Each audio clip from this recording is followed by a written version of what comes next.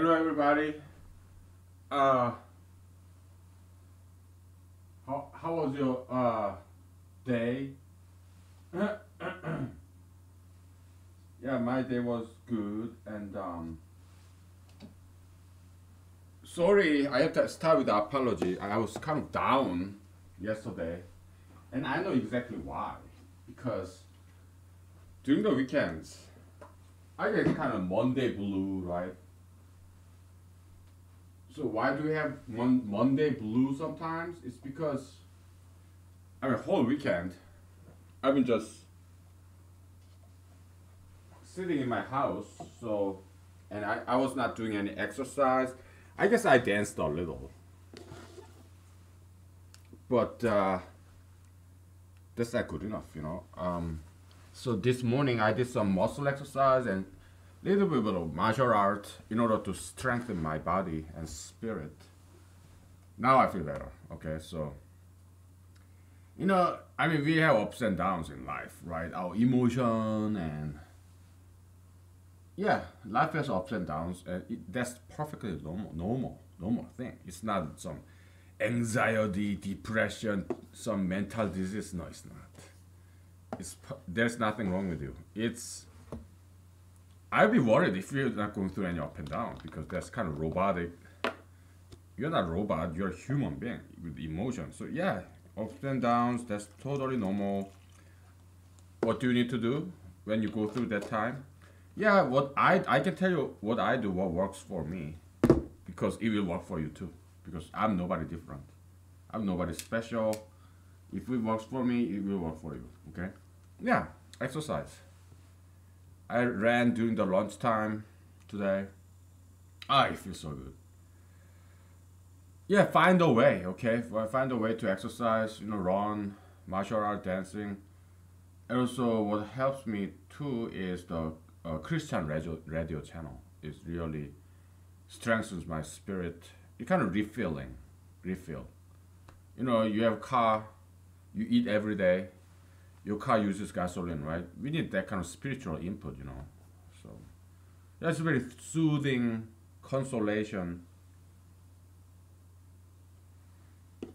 Yeah, pastors mostly they are doing good job. Okay, mostly. Yeah, there are hits and misses. Sometimes they get it wrong. Okay, but they're also human beings, so we don't expect them to be perfect in knowledge or even in character. Okay.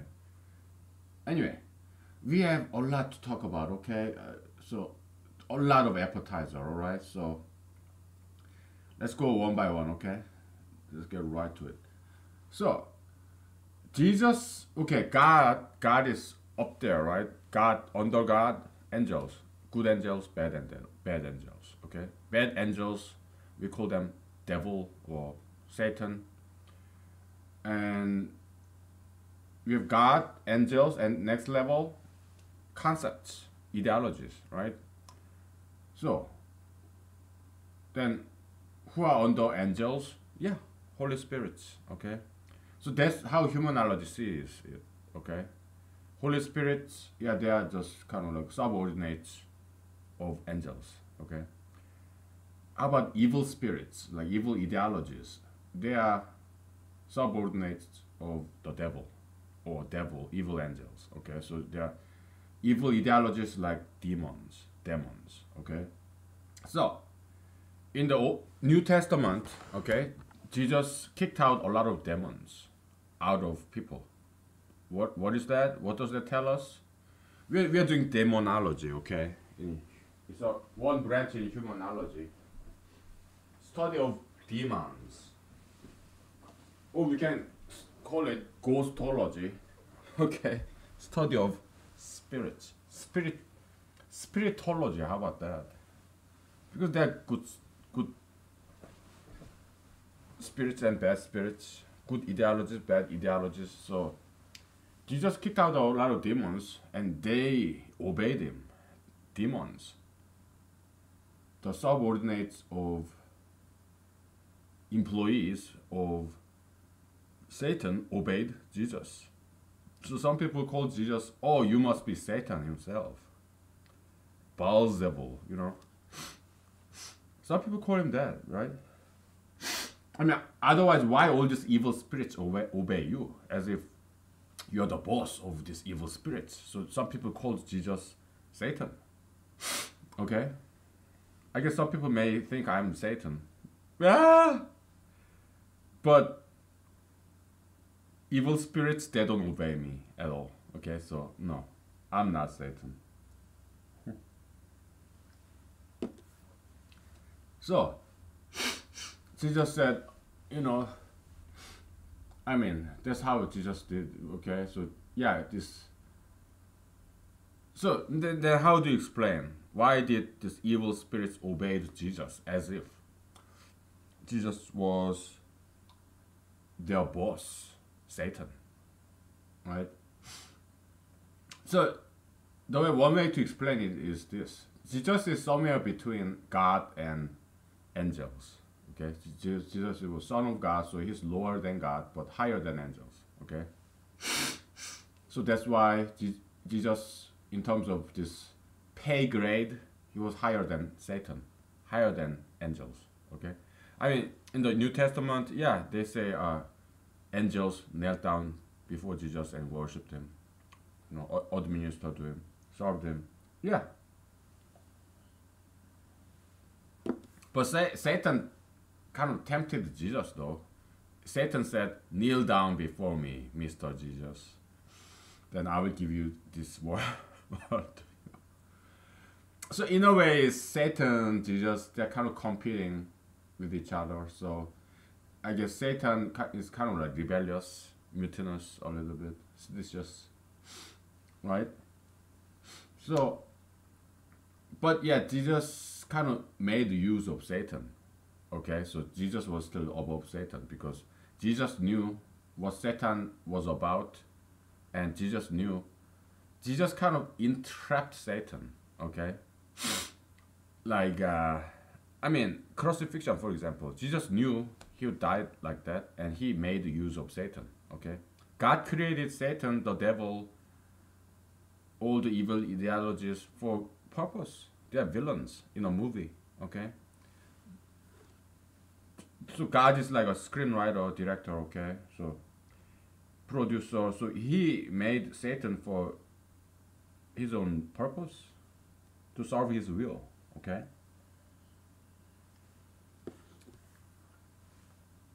It's not exactly in this Orthodox Christian, but it's one of the apocryphon.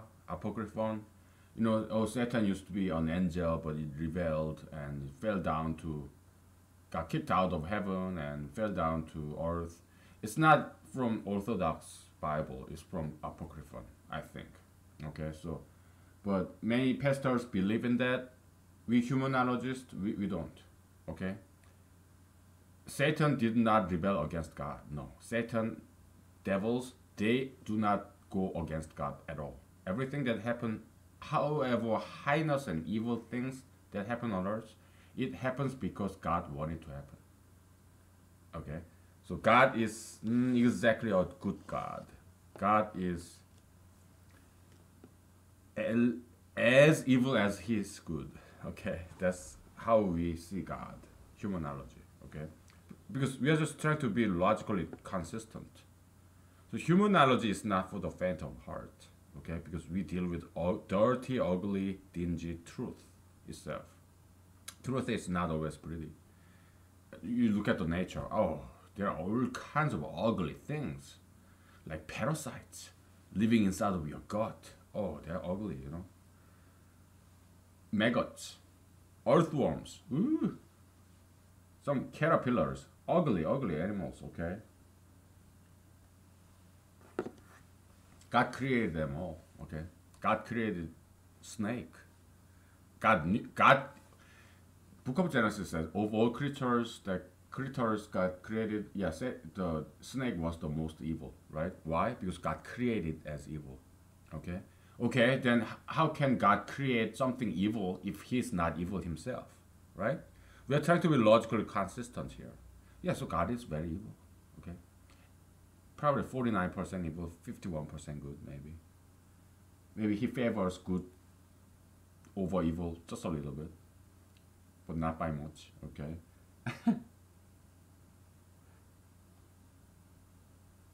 Or perhaps he favors evil. Who knows? Okay. Whatever. So we got that. Now, projection, okay? So we posited that there are ups and downs in life. Your sine curve, right? Why? It's simple, right? It's just a frog, leap over frog. Shrink, leap, shrink, leap, shrink, leap. Or grasshopper, right? Or frog. Yeah, we sleep, we awake, we sleep, wake, right? Yeah, it's that rhythm, sine rhythm. Good time, bad time, good time, bad time. Yeah, of course, right? So this linear projection is wrong, okay?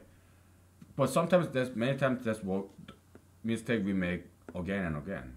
When times are good, we think, oh yeah, it will continue. So let's spend and spend money instead of saving it. Then when the time is bad, when it goes down, now you ran out of money. Okay. And on the other hand, when time is bad, sometimes we despair and we commit suicide because we think this bad time will continue. But that linear projection is wrong.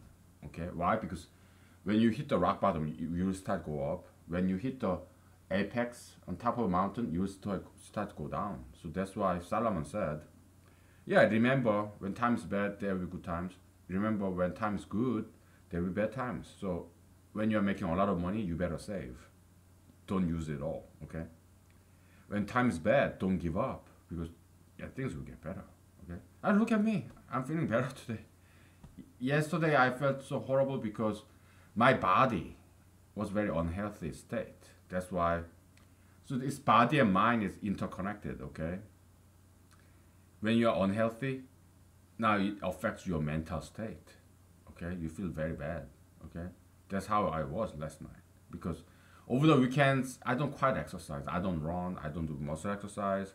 I do dance, martial arts sometimes, but it's not, it's good for flexibility and stretching because you're dancing, you move all parts of your joints, all joints in your body. Yeah, so dancing is very healthy. But it's not, in terms of this exercise, it's not muscle building, it's not running, you know. I mean, look at all these fat people, okay? Obese people, big people. Many of them can dance really well, right? So in terms of this, it's not, yeah, it's artistic expression and it has some cardiovascular value, but not enough exercise, okay? Good exercise, you have to run, right? Or muscle building. Or martial arts. Martial arts is more like spiritual thing, okay? It strengthens your spirit, okay? So I did that for like probably a minute this morning before I went to work, and it worked, okay? It strengthened my spirit, okay? All right. Okay, so you know, there's this word, psychologism based word like trauma, you know.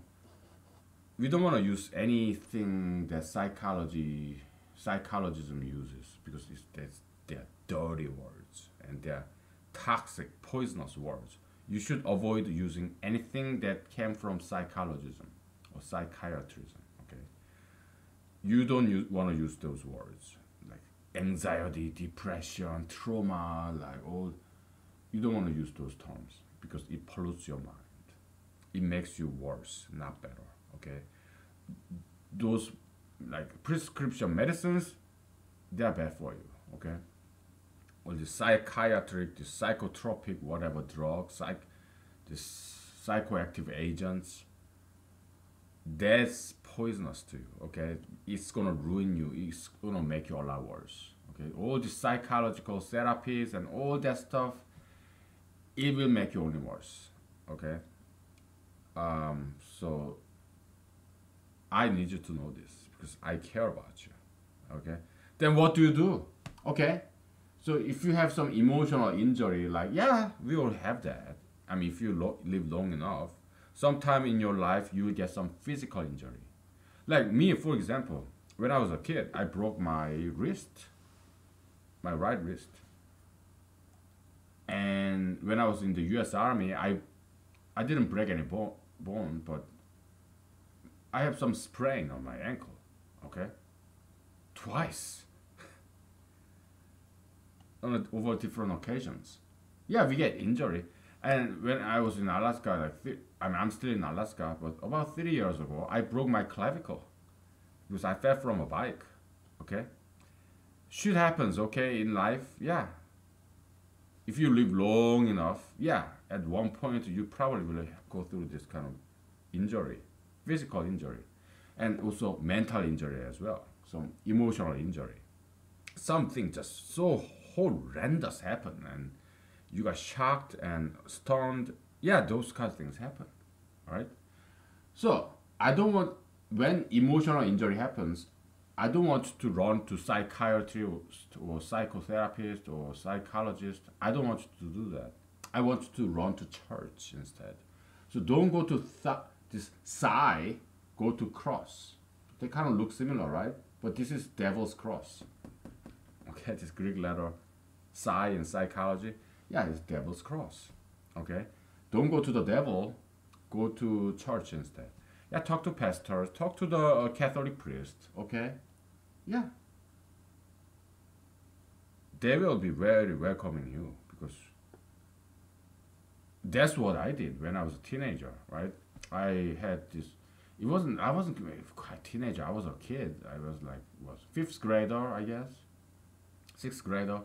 We went I was a Boy Scout and we went on a field camping and I had this horrendous experience there because I'm a kind of disformed person, right? So I tell you what happened. It was a very, very, very, very bad experience. Okay, so it was in South Korea. I was fifth grader, 11 years old, something. So yeah, I was in Boy Scout. I wanted to be a squad leader. Okay, and they didn't like me. They laughed at me. Okay, I composed a squad song. Okay, because that's our assignment, and they didn't like my song, and actually they sang in order to ridicule me. Looking back, it's such a hilarious moment in my life. Okay, in my childhood, they would sing the song I composed in order to mock me, make fun of me. Okay, but as a child, it was really bad, horrendous experience.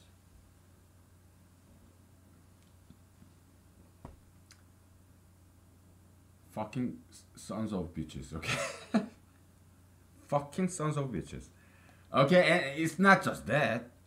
Most of those people who made fun of me were younger than me because South Korea is a very age hierarchy by age, okay? If you're younger, even by 1 year, if you're lower grade, you're first grade, I'm fifth grade, you're supposed to give me this respect as a senior member. Okay, that's how Korean society works. But this young shit ass punks, 1 year younger than me, 2 years younger than me. I think I was sixth grade actually. Okay, yeah, I was sixth grade. The fifth grade, fourth graders, they would pet my head as if I was some kind of fucking dog. Okay, not just one of them, all of them. Guess what kind of emotional injury I went through. Okay, my goodness. Yeah, it was bad. I was just sixth grade, like 12 years, 11 years old. I was being like ostracized by all these guys. It was all guys, right? Because it's a Boy Scout camp. So we came back, right? And I came home, and there was my grandmother. Okay, and she could read my face. Oh yeah, she's my grandmother. Of course, she knows. She has a lot of experience, right? So yeah, she saw my face, and she, without me saying a word, she knew I've been through fucking hell. Okay, so she hugged me, and I cried. Okay, and that's when I got really serious about Christian religion. So I went to church. I went to this youth group. where during the weekdays, yeah, we would come and it's not exactly Bible study, but it was like singing group, like kind of Southern Baptist style in America. Okay, like very enthusiastic singing, you know, young people. So yeah, I went there and I prayed, and then I got better. Okay, I recovered. It took some time because it was some serious emotional injury. Okay, that experience. That's how I became a very very strong Christian. Okay, I didn't go to hospital or took this drugs or psychological counseling because psychologism is a secular religion, just like gayism is.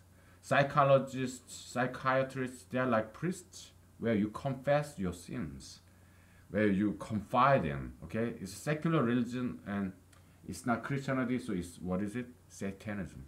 Okay, so psychologism, psychiatrism is a satanic secular religion. It's a devil worshiper place. Okay, that's what it is. Okay, so either you go to God, Jesus, church, Christianity, or you go to Satan, satanic psychologism. Okay, it's your choice. Okay. Oh well, just telling you like it is. Okay. Yeah. So I told you all these preachers, pastors, they have hits and misses. Some pastors, they love psychology. Some pastors, they are wrong. They don't know what they're talking about. Okay, they're getting in bed with the devil. Why? Because they don't know. Okay. Yeah, they're fucking stupid. Okay. In that regard. Okay. Yeah, they may have some other wisdom in other department, but in terms of psychologism, they don't know it is devil. Okay, psychologism is a manifestation of the devil, Satan. One example: gayism, tattoo piercism, marijuanaism. They're all instances of the devil. Okay. Yeah, the satanic ideologies, demons, and pastors. They don't know why. God didn't tell them. Okay. Did God tell me? Yes. Well, that's at least what I believe, right? But did God send me to the world? No. Maybe I'm not a prophet. Maybe God didn't tell me anything, okay? I do not exclude that possibility.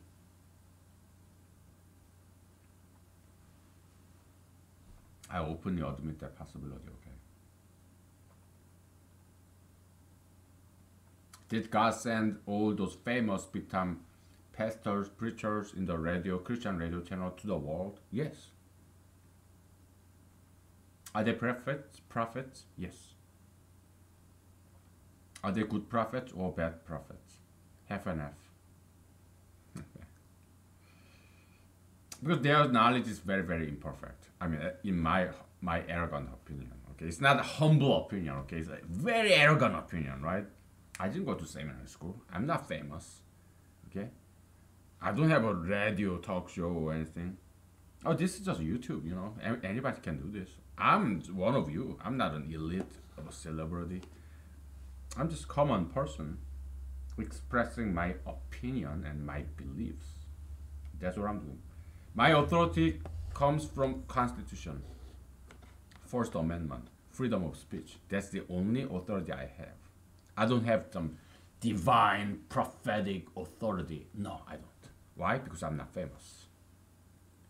If I end up being very famous, then yeah, then I'm a prophet. Am I a good prophet or bad prophet or mixed? I cannot be a judge of that. You be the judge, okay? I'm not qualified to judge myself. Nobody is qualified to judge themselves, okay? Other people has to be the judge because that's the objectivity, you know.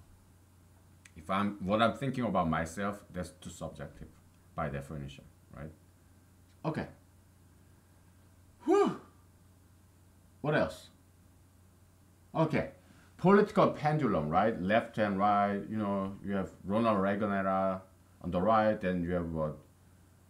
Who was I mean, George W. Bush era on the right, conservative.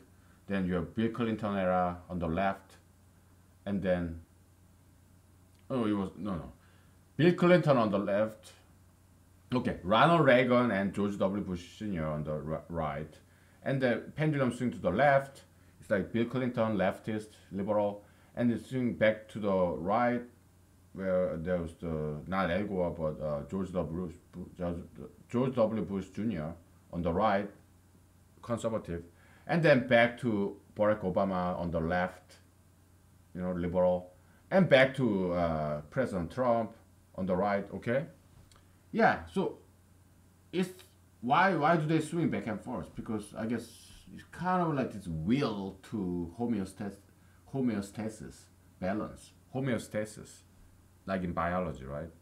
Yeah, they want to have some kind of balance. Or people just get fed up. They want something new because we are so bored with this conservatism. So let's be liberal this time.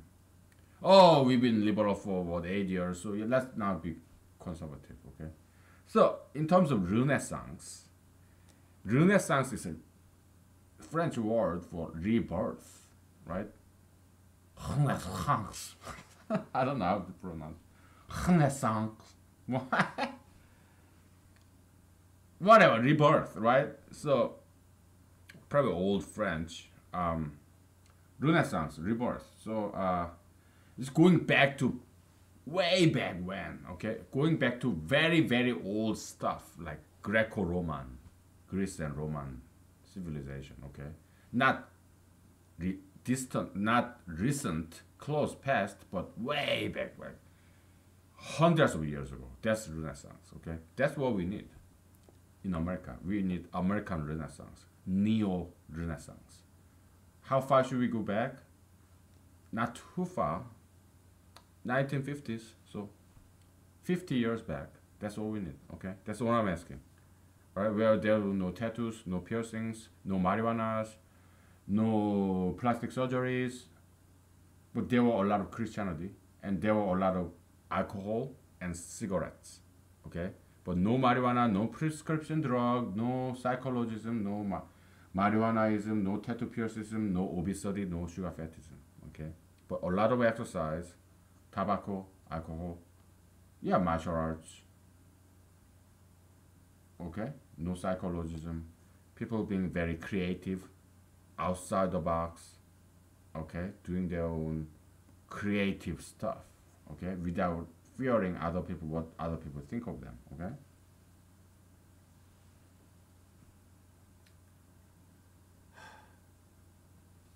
So we knock this all out, okay? And in my phone, I have some more appetizer stuff. So we're gonna take a break because last night I was just lying down on my bed and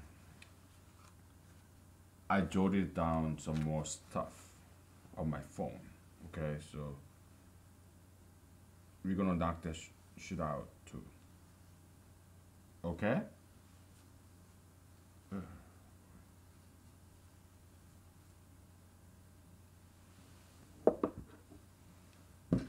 After a break. And then we get back to humanology, okay? So I told you there are a lot to cover today. I decided not to go to political meetings anymore because, well, first, I learned everything that I could learn because by now it's been a year almost since I've been attending political meetings, local political meetings. So I learned everything that they can teach me, okay? That's first reason. Second reason, so now that I have nothing to learn, it's boring, okay? Third reason, because those meetings are no longer giving me some adrenaline rush, I end up drinking some strong liquor before I go there. And then what? I'm drinking and drive? Oh, that's not good because I can hurt myself, I can hurt others. Even if it is less than 0.08 blood alcohol concentration. even if it is legal to drive,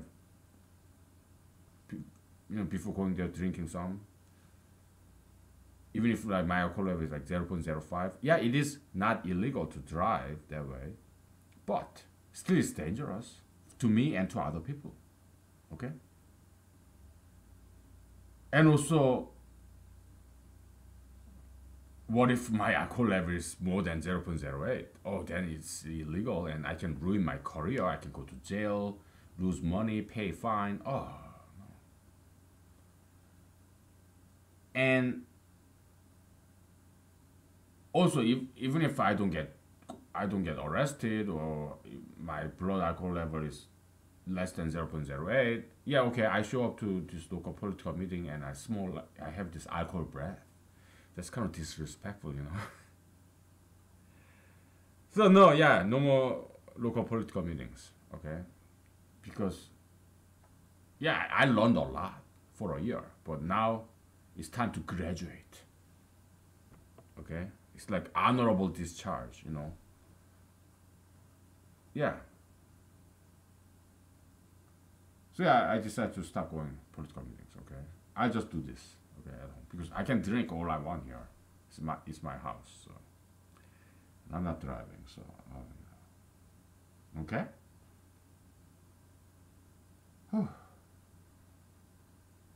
Yeah, so it's like to me, it's like honorable discharge, just like from the army, relief of duty. So yeah, I feel good about it. Okay, because going to political meetings is not that easy. Okay, now I'm honorably discharged. So good, very good. We'll take a break and we keep doing this appetizer stuff. Okay.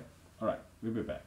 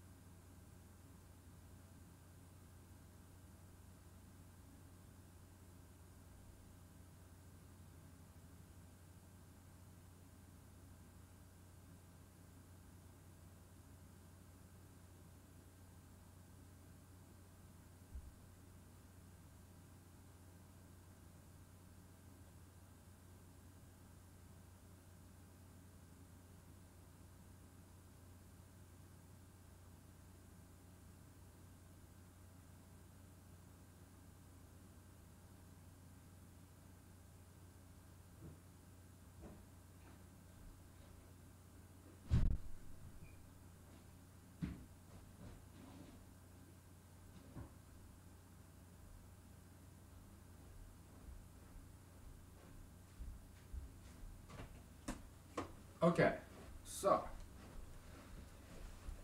I have to what I do. Yeah, when I'm in bed, sometimes I jot down some stuff on my phone, so I gotta look at this. Oh, I wrote down so many different. Okay, degree of freedom. Okay, so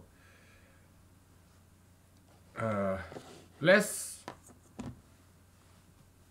not be so value judging. Okay, let's be value neutral. Okay, tattooism, tattoo piercism, sugar fetishism, gayism, marijuanaism, all that stuff.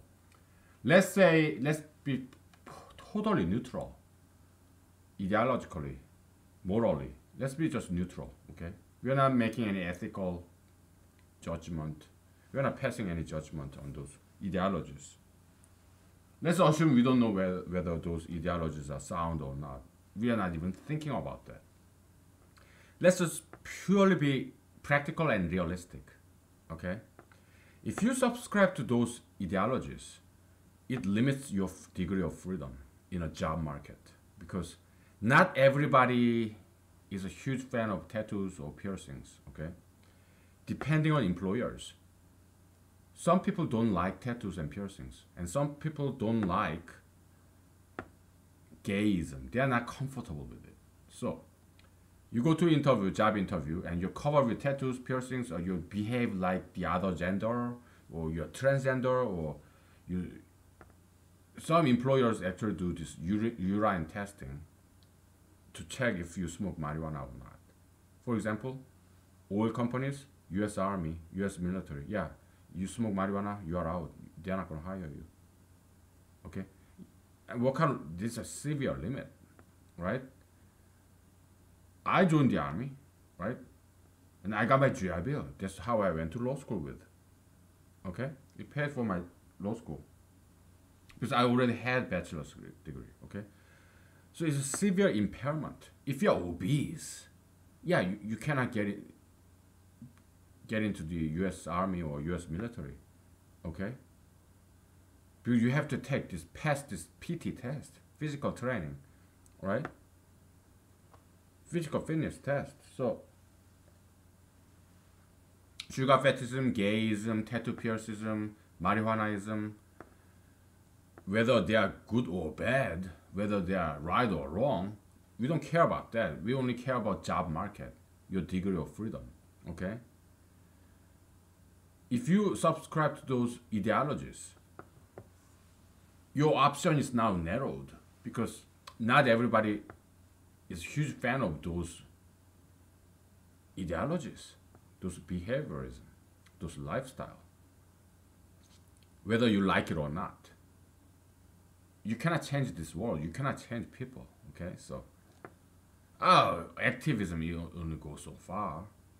Okay, but if you are free of those ideologies, those gayism, tattoo piercism, sugar fetishism, marijuanaism, if you don't have any of that, then now your option is wide open.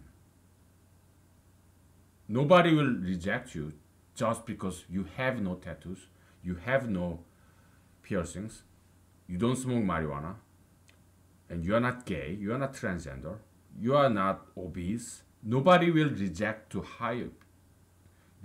hire you just because you have none of those. Actually, you get bonus points because you have good looks, clean looks, and you're healthy. Okay? So that's some practical points, okay? So, and what's next?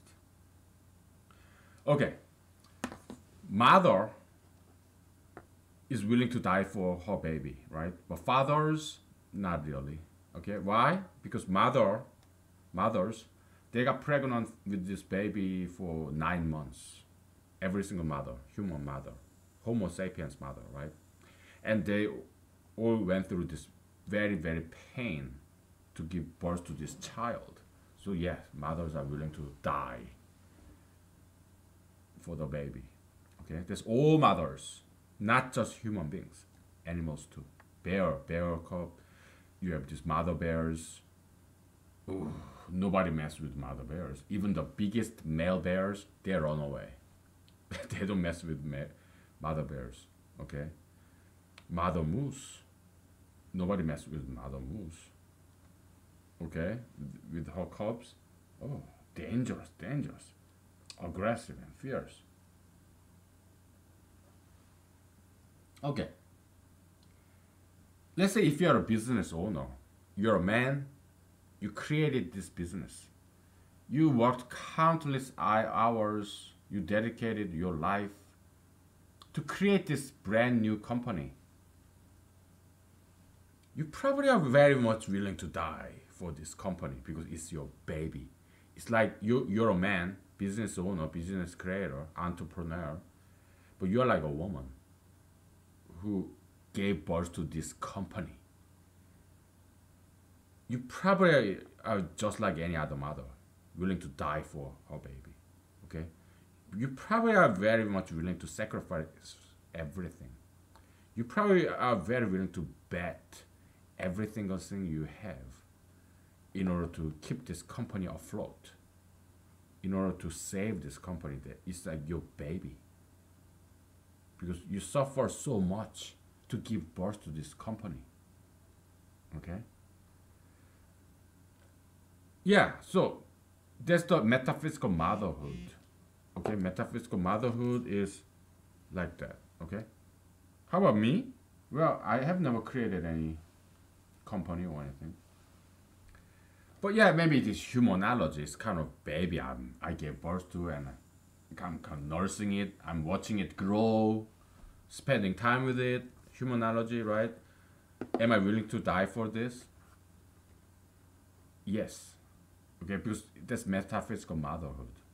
Because by publishing this online, yeah, I may lose my job. Nobody.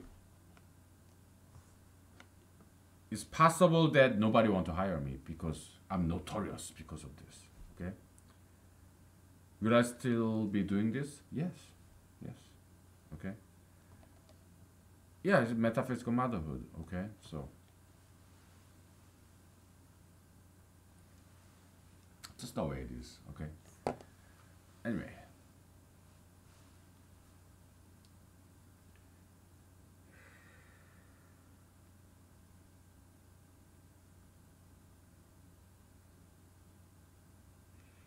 Yeah, now we are getting back to humanology.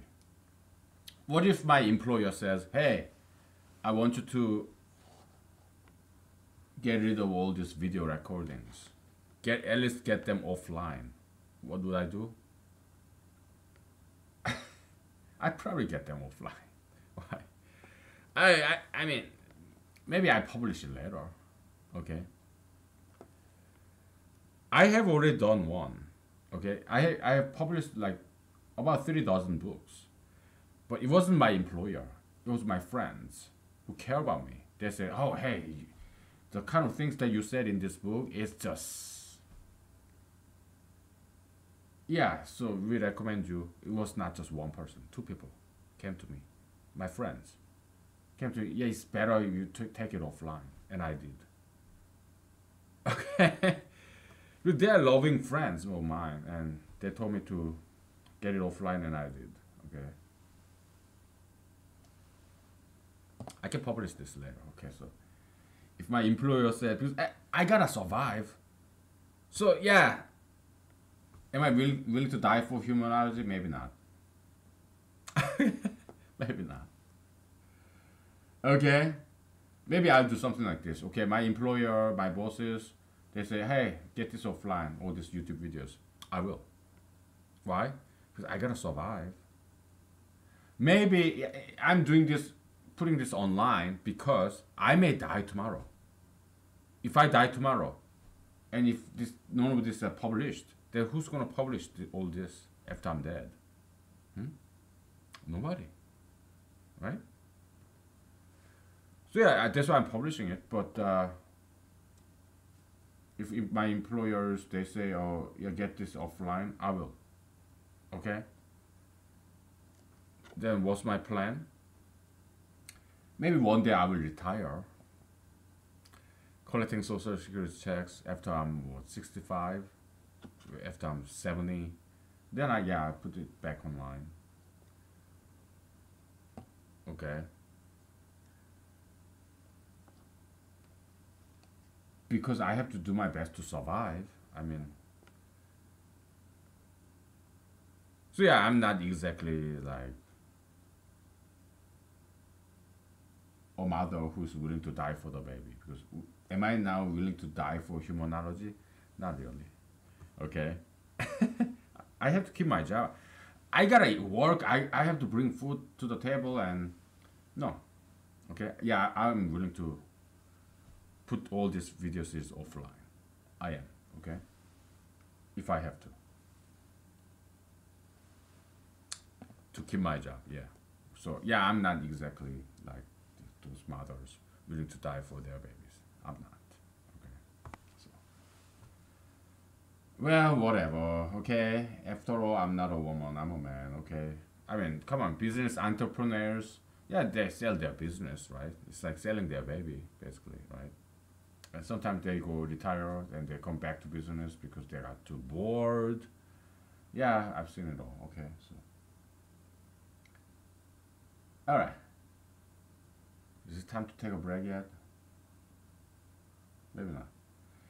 Okay, so I think yesterday we introduced brand new vector theory. Okay, it's not okay. It's a brand new mathematics. All right. We have created some brand new mathematics before in this humanology series. Okay, we can call it humanological mathematics. Okay, because we want to make contribution to mathematics, physics, economics. Okay, whatever, wherever we can. Okay, whatever discipline it may be, we want to make contribution to science.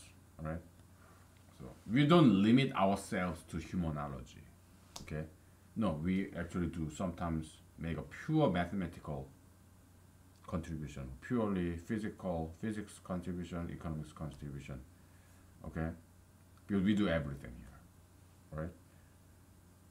We are like what's the expression?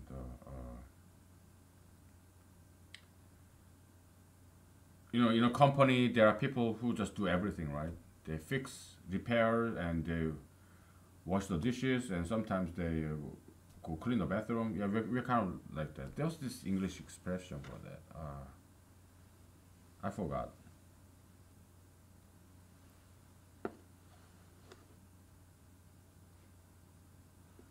Whatever. All right, we're gonna make brand new mathematics. Okay, so in traditional vector,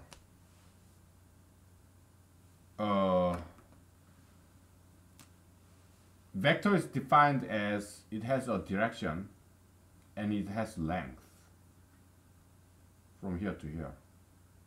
Starting point, ending point is a direction. Then these two vectors are equal as long as they have the same length and same direction. As long as the two vectors are parallel, pointing toward the same direction and have same length, this vector A and A prime is equal. Is a parallel transport of a vector. Okay. So that's the traditional vector. Okay, geometric vector. Okay. And it's a very useful definition. It simplifies so many different things. Okay. Now, we're gonna create a brand new kind of vector. So we can call this vector as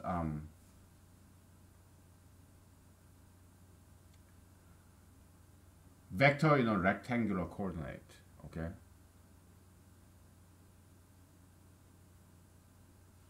Rectangular vector, I guess. Okay. Now we're gonna create a brand new vector. That's not this. Okay. We call it radial vector. Okay. What is a radial vector? It's defined as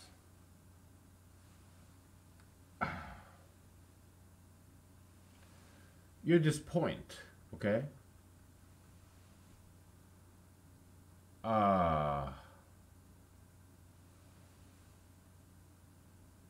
You have a circle, okay? All these vectors with the same length, and that's coming out of this single point, they are all equivalent. Okay? And all these vectors that has same length and whose end point is toward this point, they are all equivalent vectors. Okay? So, the way we can preserve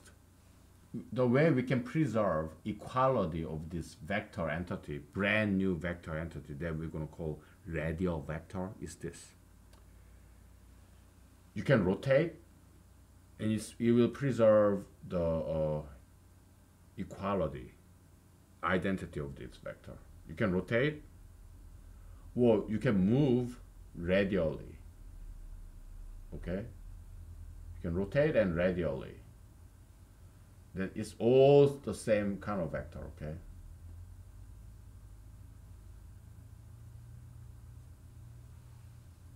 Okay? And let's say, and you have to preserve the length though, okay? So now, the directionality is defined as toward this point or away from this point, okay? So you have this arrow is a straight arrow, okay? Ending point, so you do this radial transportation. You have parallel transport in this transitional vector, right? Parallel displacement to preserve the identity and equality of this geometric vector, okay? Rectangular vector. Okay, but now you have radial vector. The only way you can preserve identity of this vector is you radially transport, okay, or you rotate it, okay, then it's all equal vector, okay. Now, what is minus of this vector, like, negative of this vector? Yeah, outward versus inward, okay, but it has to be toward the same point, okay. Now, you have different point in the space, okay? And this point have its own set of this divergent vectors or convergent vectors, okay? So that's the idea of radial vector. It's a brand new mathematics, okay? At least I haven't seen anything like this before, okay? But it's gonna prove very useful, at least in humanology. Maybe in physics too, because in physics you have this rotation, right? Yeah, centrifugal force, centripetal force. Okay. It always points toward this center of this circle, right? The centrifugal force and also the acceleration of this change of direction, Yeah. But centripetal force always point toward the outside, outward from this point of this circle, okay?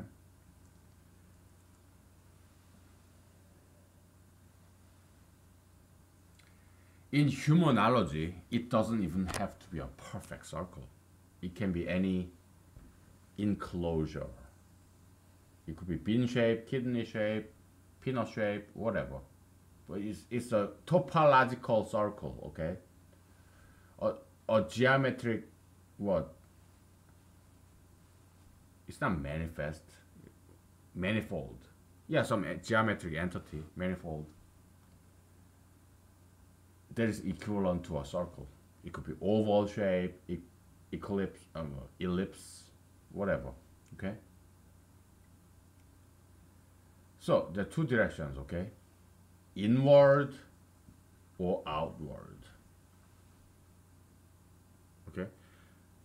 We're gonna take a break very soon, right? So because this circle enclosure is you, okay?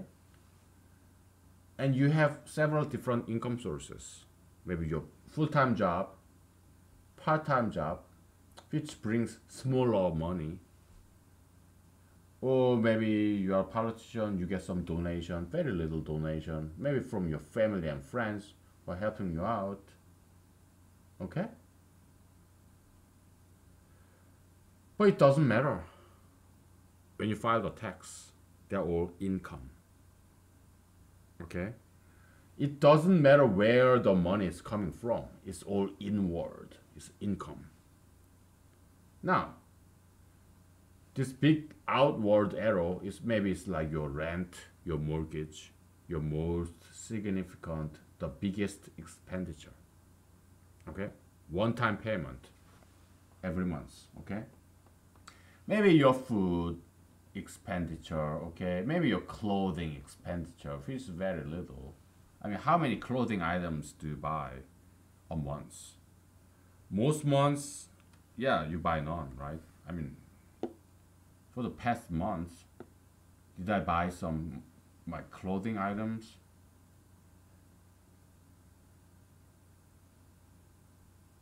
Neckties maybe, right?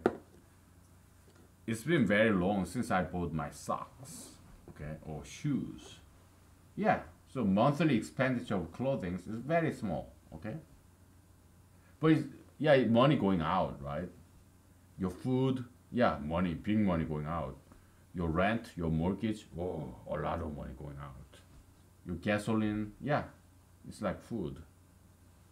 Moderate money expenditure, okay? So it does not matter what kind of expenditure that is. One thing in common, money going out. Okay? Your disbursement. You're disbursing, you're spending your money, okay? So at least in humanology, this kind of brand new vector concept, radial vector, is a very useful concept. Okay? Mathematical modeling, mathematics is all about simplification. Okay? We are ignoring all the details. We are focusing on this common denominator. That's the spirit of mathematics. Okay? From there, we just generalize it. Okay, so simplification and generalization. Okay, those are two key points, two key spirits in mathematics. Mathematicism is a Holy Spirit. Okay, so now that we have defined this mathematical tool, we're gonna take a break and we explore this. Okay, it's something I was just jotting down when I was lying on my bed because I took a long nap, on Sunday. So today is Tuesday. Yesterday was Monday. So I was not quite sleepy, okay? I wasn't very sleepy. No, today is Monday, but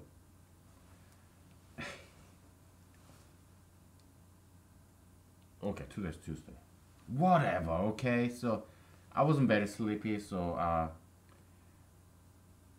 before I fell asleep on my bed last night, yeah, I was jotting down on my cell phone. Okay, cell phone is such a great invention because I don't have to turn on the light to write something down with a pen and pencil. I mean, pencil and paper. I'm still in the dark, I'm just typing it down in my cell phone. What a great invention, we have this great tool of internet, cell phone, okay? So we can make a huge accomplishment now because life is easier, okay? Humanity have a huge potential now. Now that we have this inheritance of what our parental and grandparental generation accomplished, all this technological ease, we should take advantage of this and We should get to the higher ground. Okay, that's why I'm running for president. Okay, because I can make it happen. President Trump, no, he can't. Okay, he's too old, low energy, obese. He cannot run. I can. Okay, not just physically, metaphysically as well. I'm a very innovative, creative person, outrageous, creative, even rebellious. Okay, I can do very, very difficult things, like challenging, innovative, defying, defying the convention, all that stuff. Yeah, because I'm young. Okay, President Trump, he's just old guard. Okay, he doesn't deserve this title of 2020 election. Okay, I do, because I have 2020 vision. Vision 2020 is my presidential slogan. Okay, nobody else deserve this. I mean, as far as I know. Okay, maybe you do. Okay, but yeah, that's why I'm running for president. Okay, so yeah, I do what I can. Okay, take a break and we get back to this. Okay, so all right.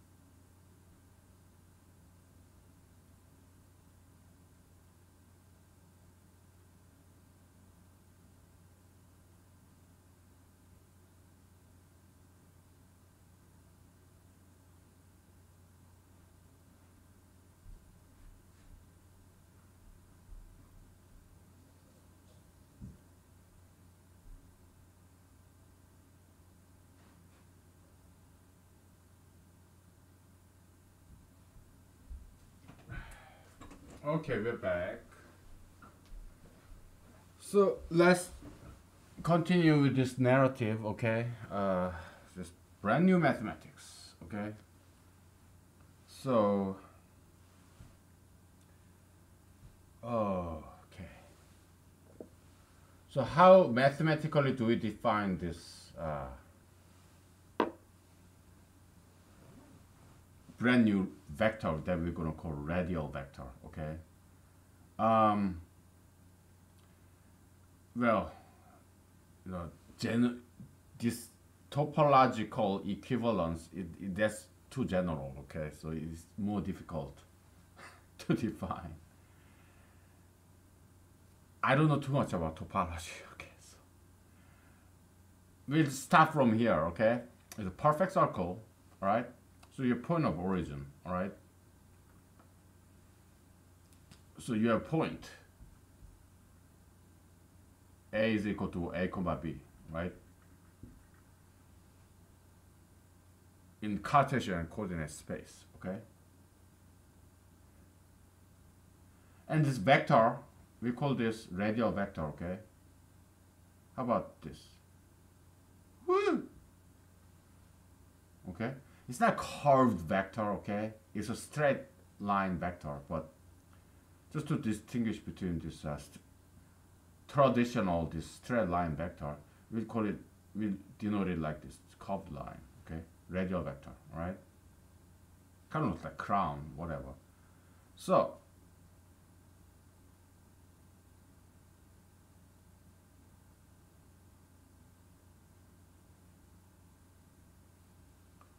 it can be defined as A, comma, B, comma, R, right? It's that simple.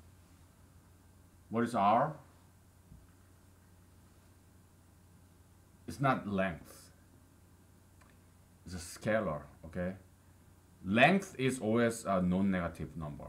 So it could be length of a vector can be zero, traditional vector can be zero or a positive number, right? It's an absolute value, right? But this R is a directional radius or directional length. It could be negative. It is positive when it's pointing out, inward. Why? Because we are doing humanology, okay? Income is something positive, right? But money going out is something negative, okay?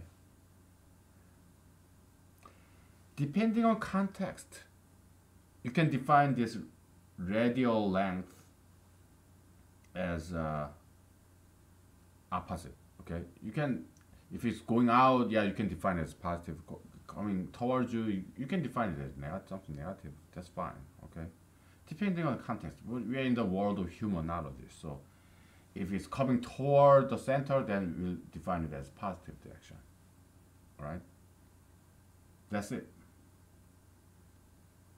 As long as these two vector v1, two radial vectors v1 and v2, as long as they have both the same origin, same center, and same radial length, that could be positive. If positive is inward, negative is outward, then they are the same. Okay, that's a mathematical definition of a radial vector.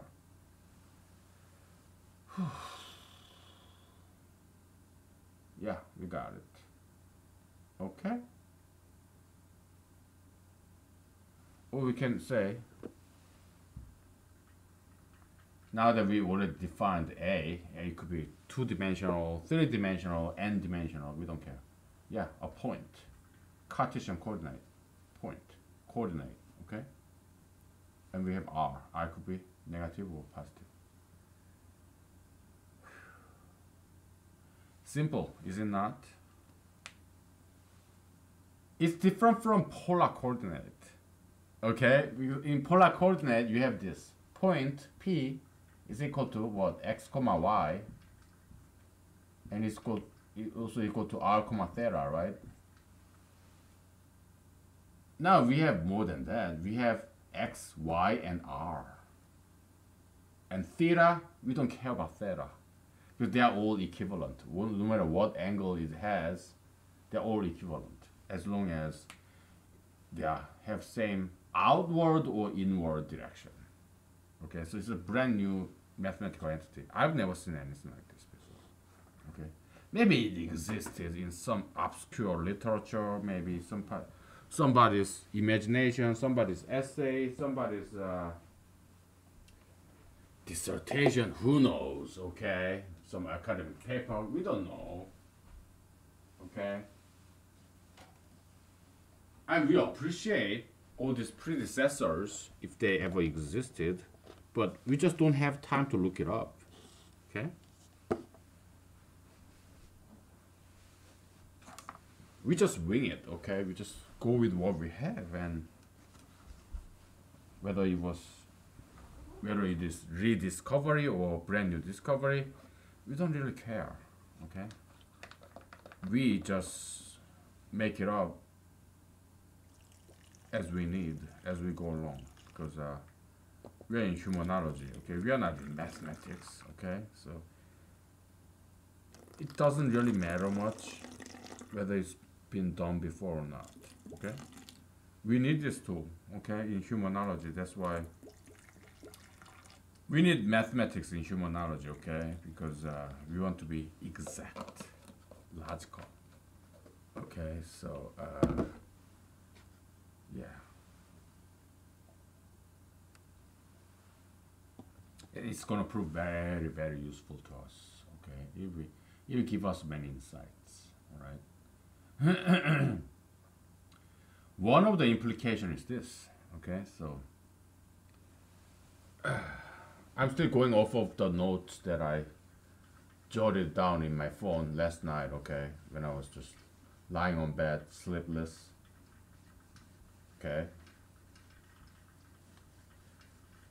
it's like this.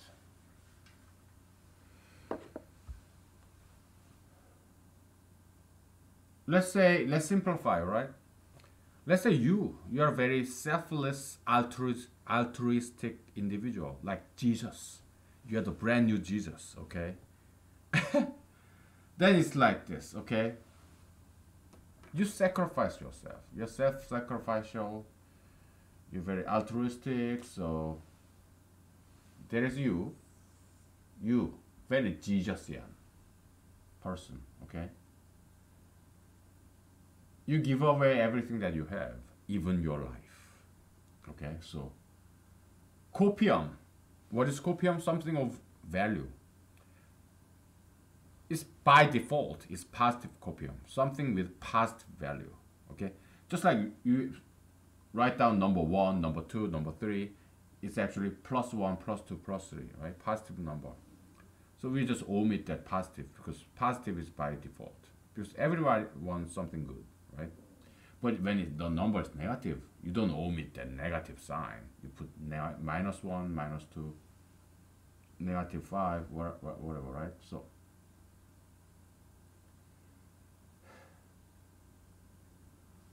there is you, okay? And there are some other people.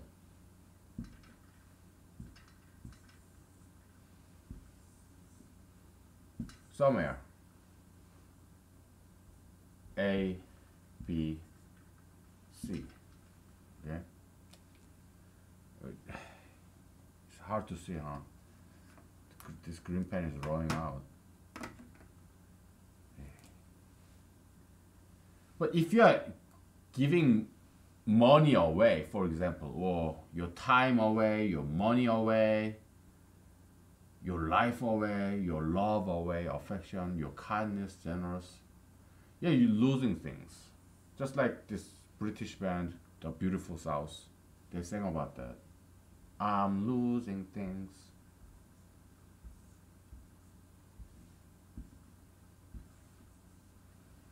Okay? And there's you, and there's everybody else. Okay?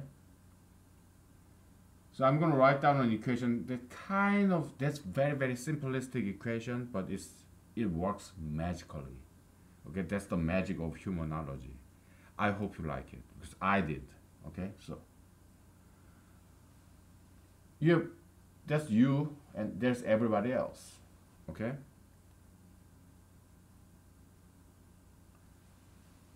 You can be thought as a set. There's only one person. It's a singleton set of only one element. Now, minus you in set theory is a what?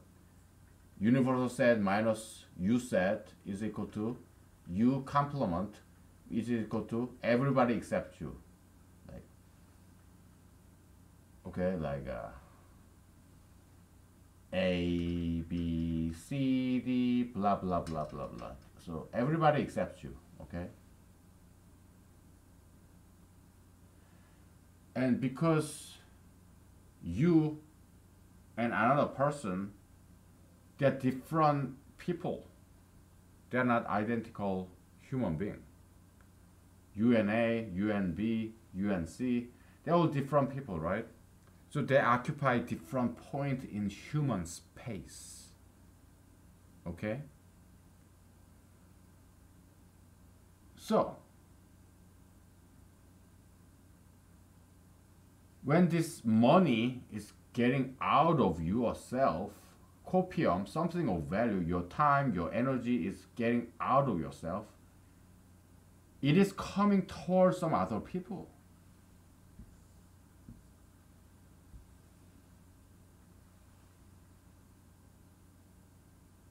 Right?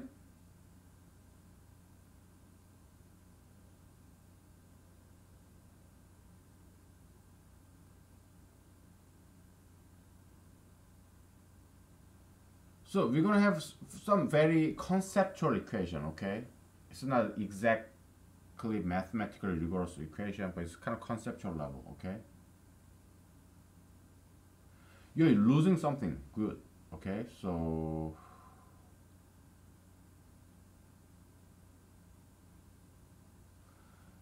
minus u, something's coming out of you, okay, is equal to minus u, okay,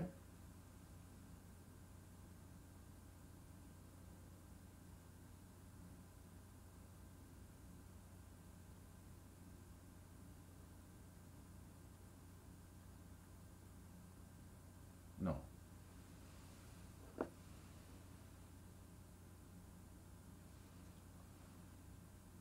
plus minus u,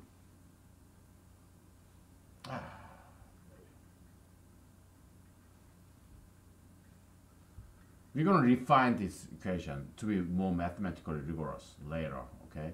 There's u, and something's coming out of you, okay?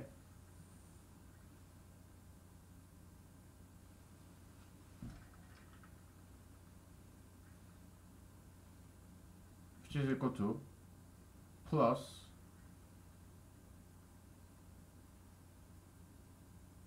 everybody else except you. Okay? So you are sacrificing yourself and then everybody else benefits. Okay?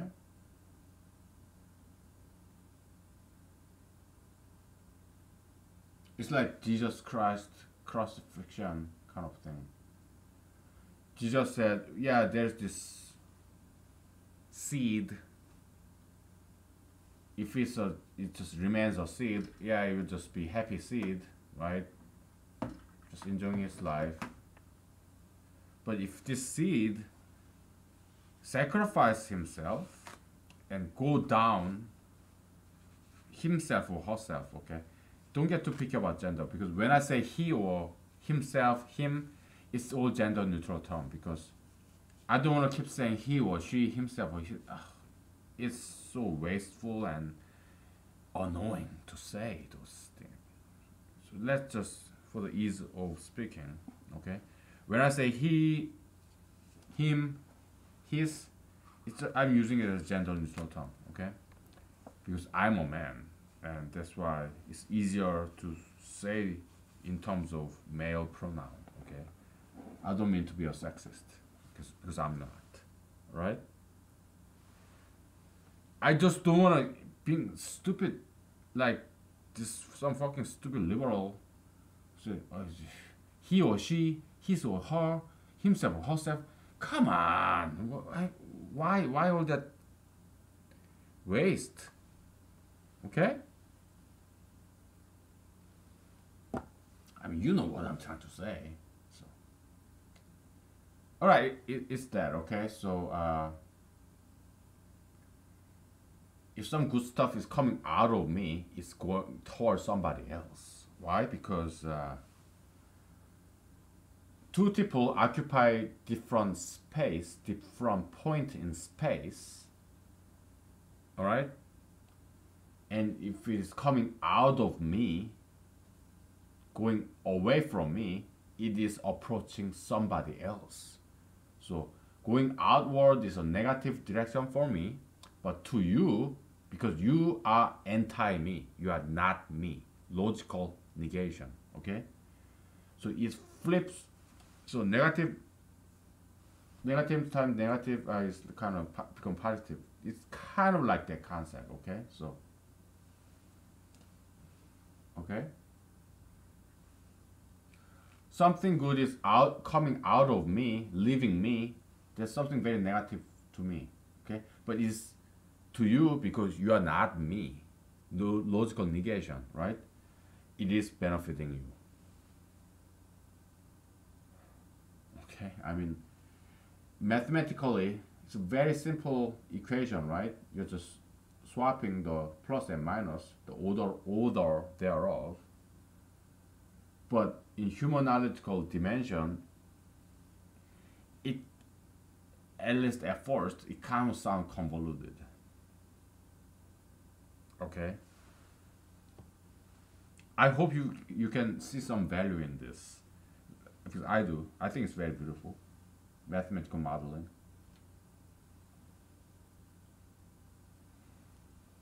Man, there's this what is that thing?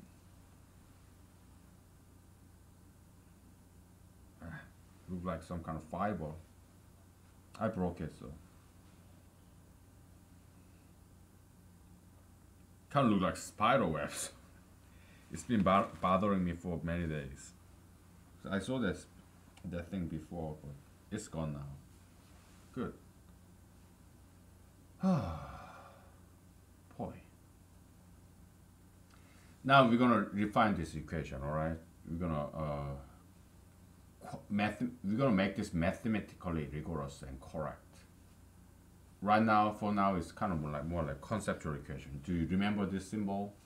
Like encircled operators, encircled.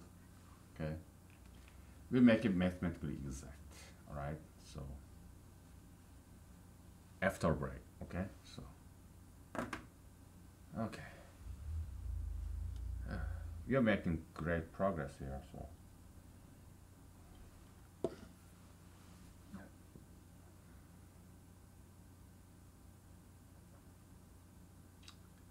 Yeah, there'll be our next step to make this conceptual equation into mathematical equation.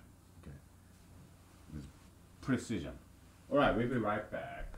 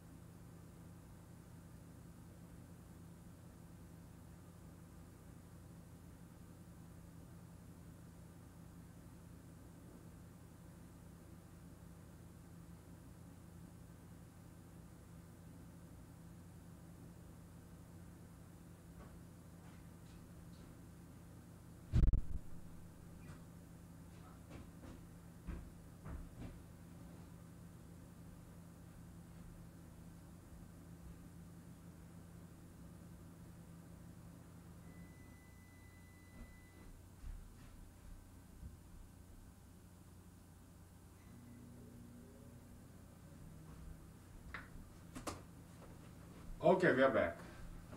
So, what we are doing here is we are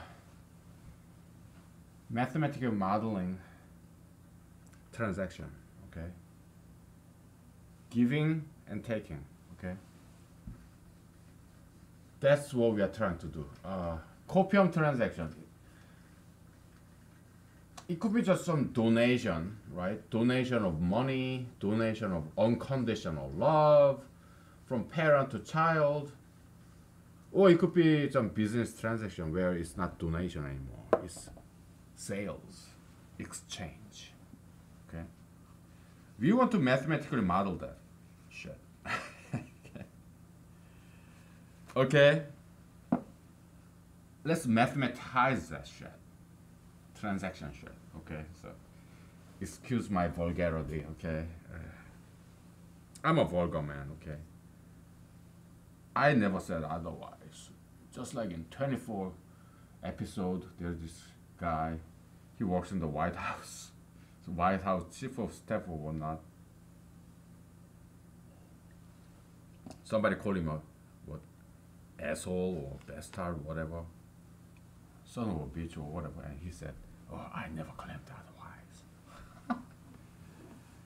Tom Lennox was the name of his character. Oh, the guy's a great actor, by the way.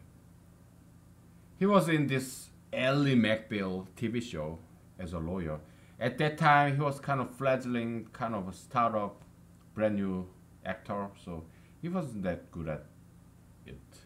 He wasn't very good actor back then in the Ally McBeal TV show series. But in 24 series, the Jack Bauer and whatnot, you know, Kiefer Sutherland, and who's his father? Kiefer Sutherland, Donald Sutherland, who's also a great actor. Yeah, so this Tom Lennox guy, fantastic acting.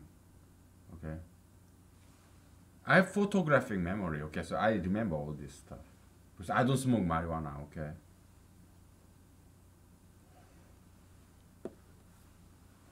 Anyways, okay, so we're trying to model transaction. Okay. Back in middle school days, when I was in Seoul, South Korea, yeah, there was this inequality or equation, right? There are two people, okay? A and B. A give B $1, okay? Then what happens to A's money? -1. B gets $1 from A. So yeah, B gets $1, okay? A lose something, B gains something. It's a donation of money, okay? But we don't know. Let's A stand for the total asset of A.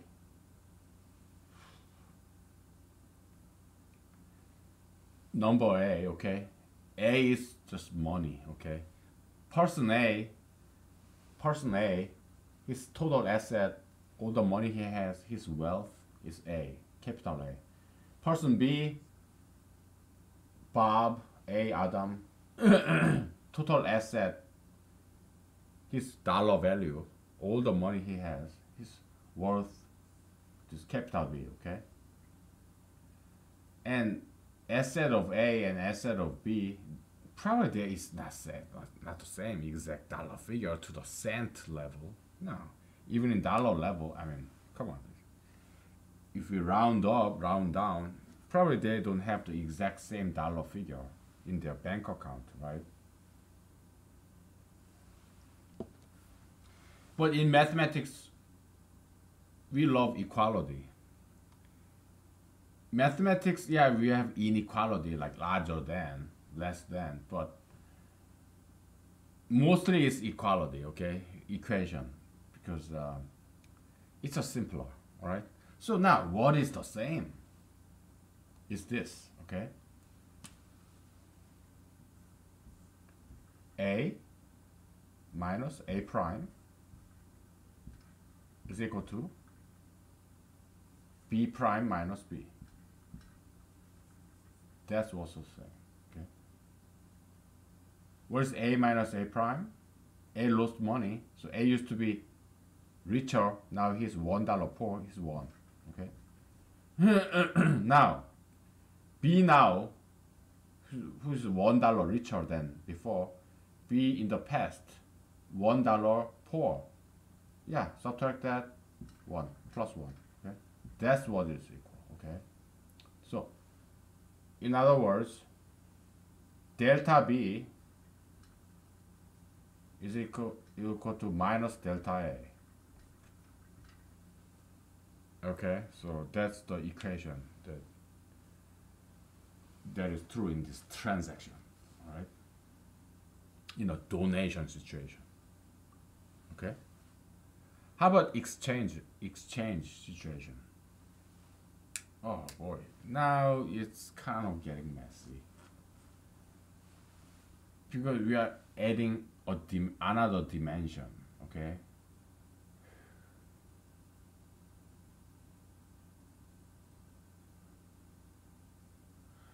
Okay, A just gave B money, right? What if B is a seller of cell phones or apples? Okay. B is an apple seller, okay? Now,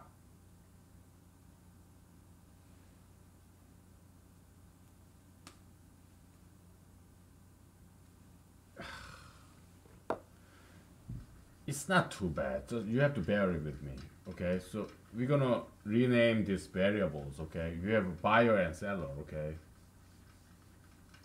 We have buyer and seller. Buyer Bob and seller Sam. How about that? Okay. You have buyer Bob. Now this black pen is running out. We do brown. Buyer Bob. Okay, and you have a seller Sam. All right.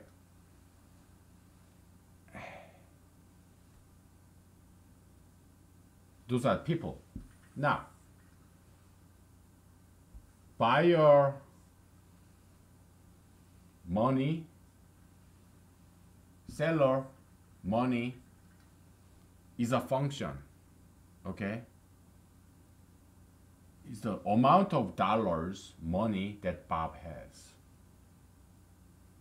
Bob, Sam is just person, okay? B of M is money that Bob has.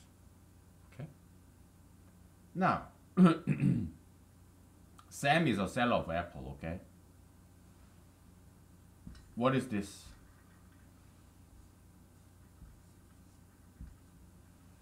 If B of M is the amount of money that Bob has, and S of M is the amount of money that Sam has, then what is B of A in terms of Apple and S of A? I give you like 10 seconds or 20 seconds, whatever.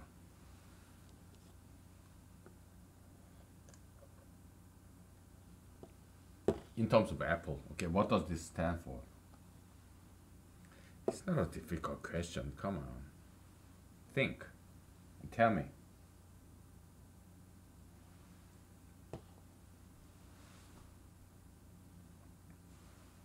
Give me 1 second.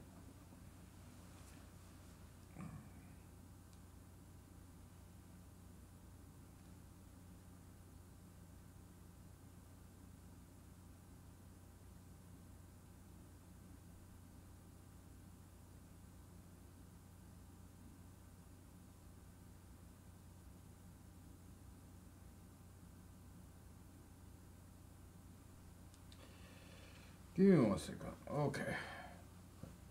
So, do you need more? Do you need more time on this? It's such a simple question. Oh boy. Maybe I'm making excuse to have more time drinking vodka, huh?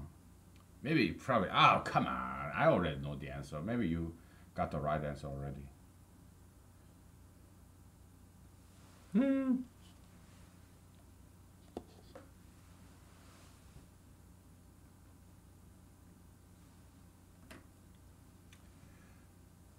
number of apples that Bob has, buyer Bob, number of apples seller Sam has, right? I mean, it's just easy, right? So, transaction of sales. How about I challenge you? We're gonna have two equations to express this simple transaction. Okay? In this notational convention. Okay? Now, we have superscript. We are inspired. We learned how to use superscript and subscript in tensor analysis, in the study of tensor calculus. Okay? A very simple concept, and it turned out to be extremely powerful and extremely useful. It's so efficient notation. How to use superscript and subscript at the same time. Okay? So yeah, let's see this subscript on the left side denotes time. Time 1, time 2, time 3. Or time 0. Or time minus 1, time minus 2. Okay? So, I want you to come up with an equation. There will be two equations. Okay? That's gonna model, capture this simple sales transaction. Okay? Can you do that? Do you think you can? Yeah, I give you time, okay? How much time? It depends on how much I want to drink these vodka drinks.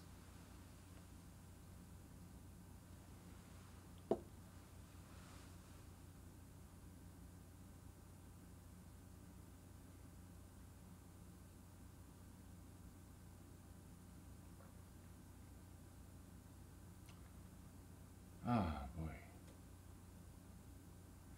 Probably it's better if I leave for like 5 minutes so that you can concentrate on figuring out these two equations that captures this sales transaction exchange model.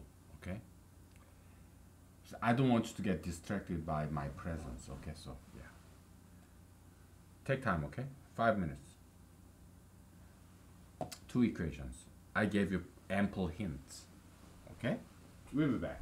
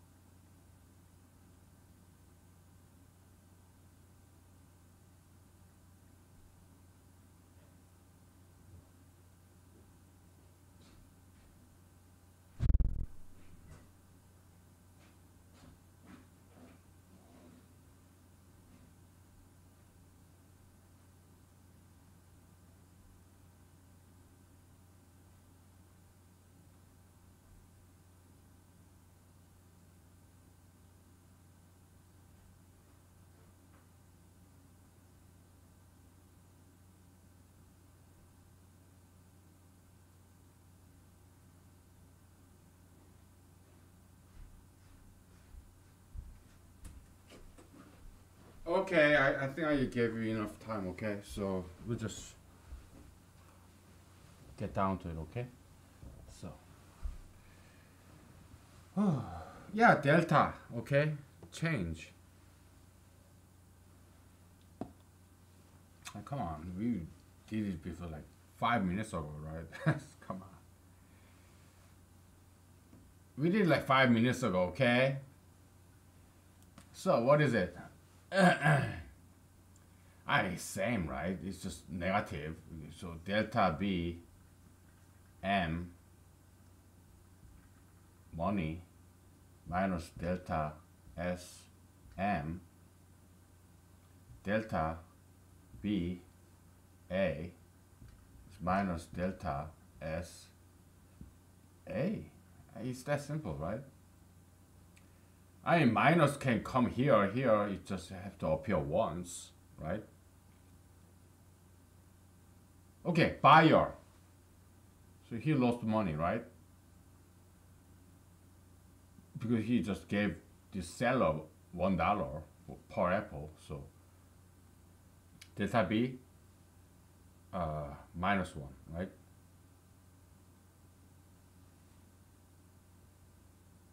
He lost money. What if delta S of M? He gained money, but we have negative sign here, so minus. So minus times, this is like minus 1 times, okay? Minus 1 times plus 1 is minus 1, which is equal to this. Now, buyer, he just gained money, right? I mean, gained 1 apple. But in his refrigerator, maybe he had like 2 apples, old apples, right? But he just purchased 1 more apple from the seller, so he gained the apple, okay? So minus. Here, we have minus sign here. Seller lost an apple, okay? So yeah, minus times minus plus. Okay, it's that simple, all right? So we got it, okay? So we have it all. If it was a donation of buyer, oh, you are apple seller, you're peddler on the street, you know, hey, keep your apple, I just want to give you 1 money because you're a hard-working poor person, so here's your $1 and you don't have to give me money, okay? Or the other way, oh, you're a poor buyer, right? You got no money, I'm gonna just give you 1 apple for free. It's an apple donation, okay? So yeah, donation is just half of this exchange model, exchange set of equations, okay? Donation is nothing but just 1/2 of this fair and equal transaction, sales transaction. That's what donation is, okay? We got it all.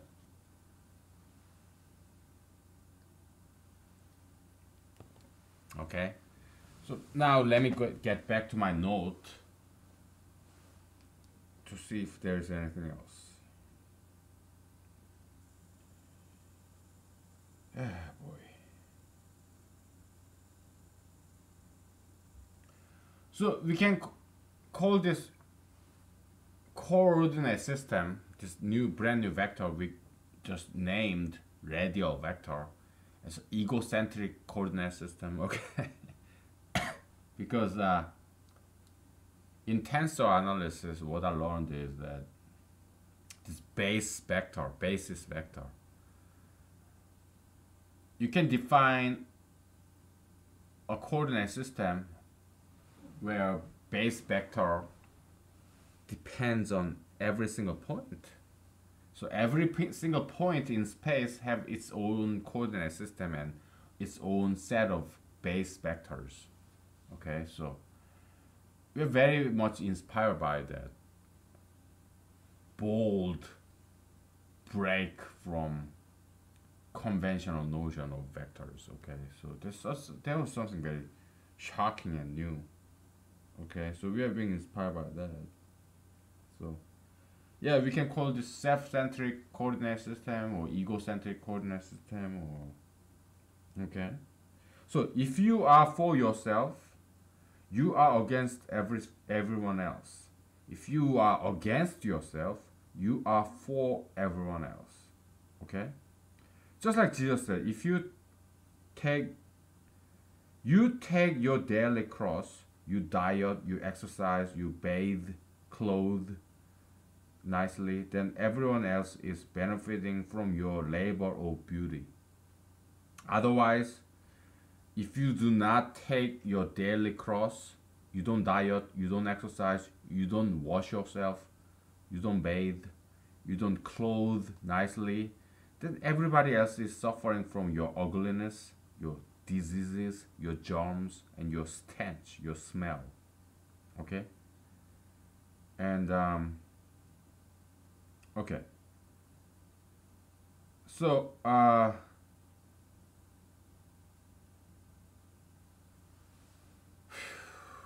we'll start drawing some diagrams, okay? So, this is not something I wrote it down.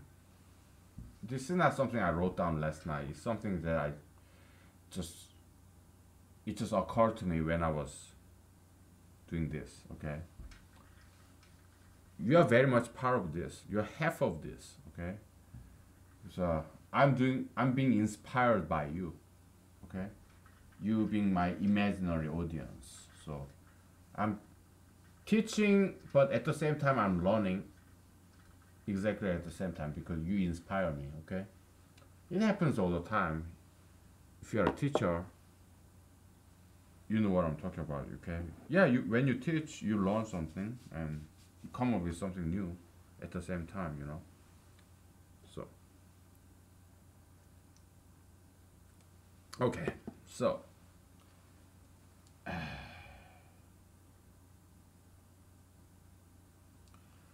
all right, you have a house, right? I have a house. I mean, I'm paying my mortgage. It's not paid off, but still, it's my house. I'm an owner of this house. Maybe my mortgage bank is still have official title, but doesn't matter. Only I live in this house, maintain this house, okay? Pay the bills, whatever, clean it, okay? So I'm giving something to this house, my house, by cleaning it, paying the bills.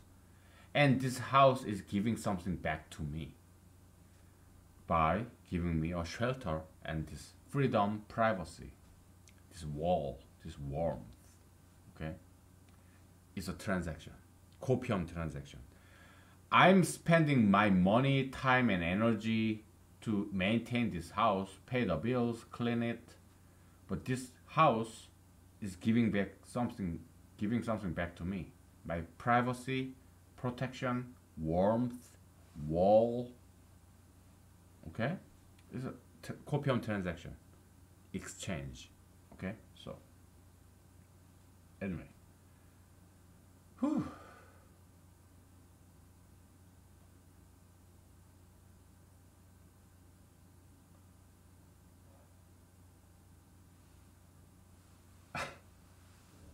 I lost the train of thought. So I gotta go back to this. That's what's great about writing something down or typing something down because it's like long-term memory, you know. Our brain is like short-term memory. It's like memory chip versus as opposed to long-term hard disk drive, long-term memory. Okay, all right.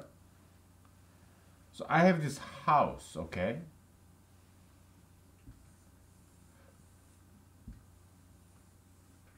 All right? Inside of my house and outside of my house. Just like you have set A in the universal set, universe, okay? You've set A inside of A. Everything outside of A is A complement or minus A, okay? Or U minus A, okay?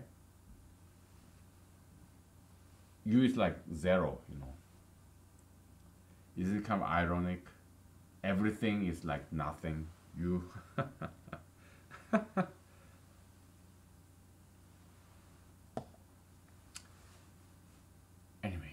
Okay, it's philosophical point, mathematical philosophy, by the way. Okay, so everything outside of A is like minus A. Okay, so you have a house, you have outside of house. Okay, just like you have A, set A, and A complement, everything outside of set A. Okay, and you have on corner of your house, you have this big bulky unwanted piece of furniture. You don't use it, you don't need it. It's moldy, big, it's taking huge space in your house and you don't want that. What do? You take it out. Okay, now remember this picture, okay? Because we're gonna erase part of it, and yeah, so take a picture of this, mental picture of this, okay? You don't have to take your selfies out. I mean your handphone out, okay? Now, this big piece of unwanted furniture is now kicked out of your house, okay?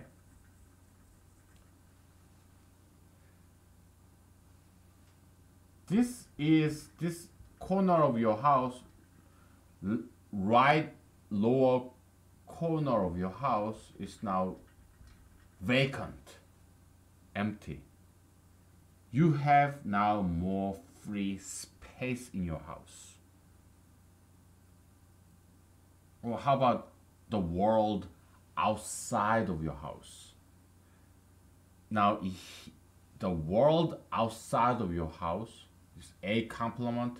Okay, you have house set, space in your house, the set of space, empty space in your house is, we call it H. The set of spaces outside of your house, we'll call it H complement. Okay? Now, this space outside of your house lost a free space because you moved your big, bulky, unwanted furniture out of your house. Now it has to go somewhere. I mean, it cannot just disappear, right? That's the first law of thermodynamics, right? Energy mass conservation. Okay? You have to go somewhere. So yeah, this space outside of your house, this H complement, it just lost on empty space. The free vacant empty space, because now this big bulky ugly furniture is useless furniture that nobody wants, is outside, is inside of H complement. Outside of H, it means inside of H complement. Okay, it's because it's black and white. It's either A or A complement. That's the whole entire universe, universal set. Okay, so that's the set theory. I'm sorry. Okay.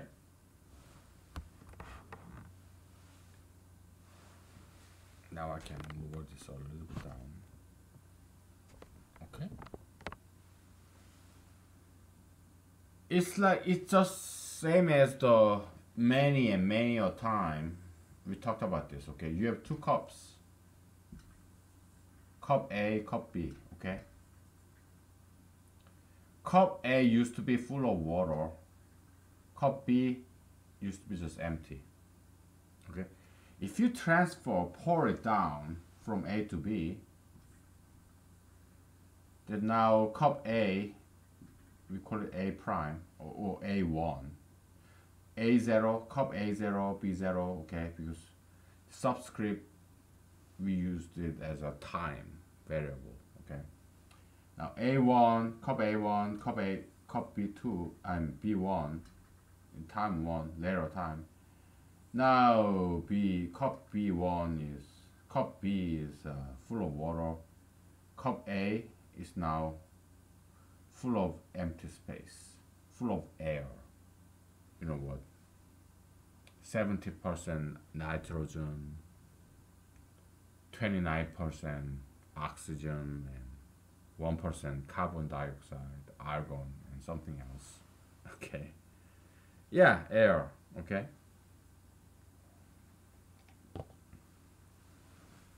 It can be thought as a copium donation. Okay. Money donation. Okay. A is giving all its water to B. So now A is empty. A used to have only $1. Just like Jesus said, this poor widow who only have $1. But she gave $1 to Jesus. Now Jesus has $1. This poor widow is bankrupt, empty. Jesus, Mr. Jesus, you're such a fucking son of a bitch.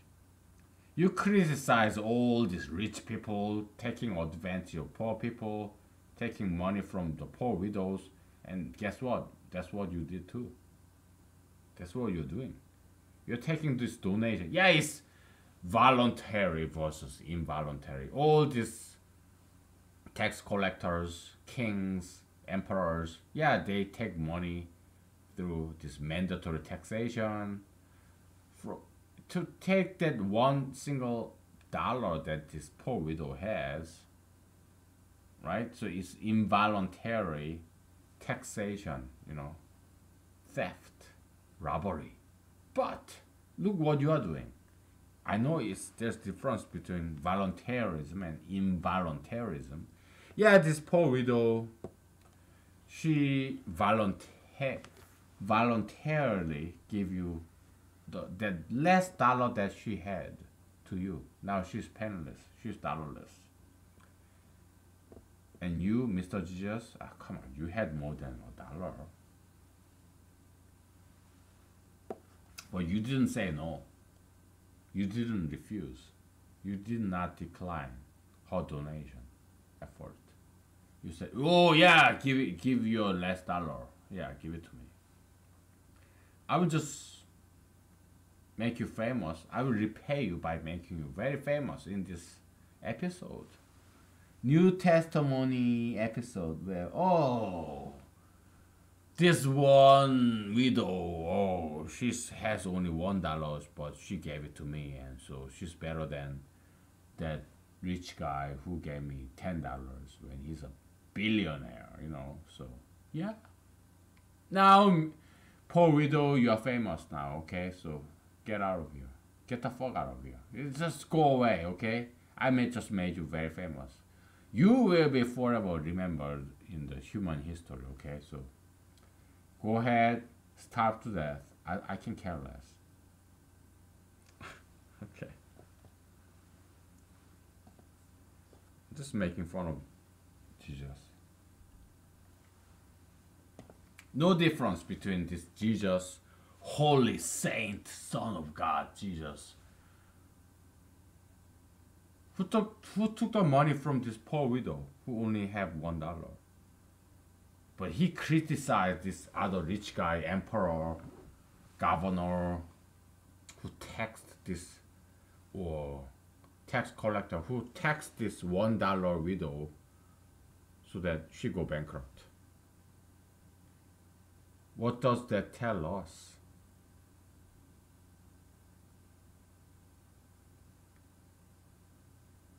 Forget about religion or Christianity, okay? I want you to think rationally, even if you are Christian, even if you are like born again, baptized Christian, okay? I want you to think once in your life to get out of that brainwashing of Christianity for once, okay? Think logically and rationally, okay? What does this episode tell us? There was Jesus, and there was this tax collector, the king, the governor, okay? And there was this one poor widow who only had $1. Jesus criticized this governor, king, tax collector by depriving this one and only dollar that this poor widow has by involuntarily depriving this tax collecting this $1 out of this poor widow. He criticized that. But when this widow turns around and gave that one and only dollar to Mr. Jesus, he praised this action. Oh yeah, great action. You gave all you got to this me, Mr. Jesus, the Son of God, voluntarily. That's good. But when this governor, king, tax collector take away involuntarily your one and only dollar away from you, that's bad.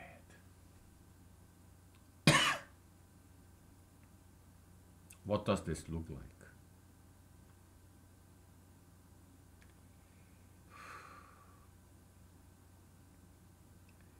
If you are a secular person, or maybe if you're atheist, economist, some non-religious person, perhaps you can see this better than a Christian can.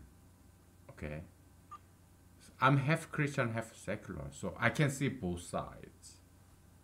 Okay, so what does this transaction look like? I mean, this attitude of Jesus, what does it look like? You know, economics term. Okay, we're gonna take a break, and I want you to present your opinion on this. Perhaps your criticism, perhaps your justification. Yeah, just tell me what you think. Okay, whether you are atheist or Christian or whatever. Okay. We'll take a break, we get back to this, okay? Alright.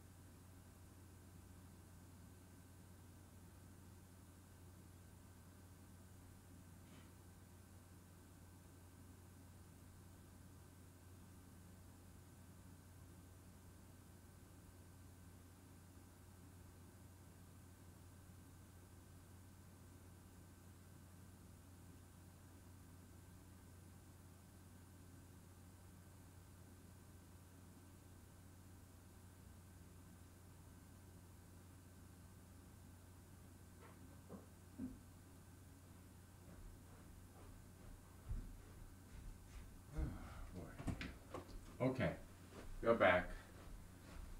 I guess I'm kind of losing my voice already. Boy, we have like 40 minutes left.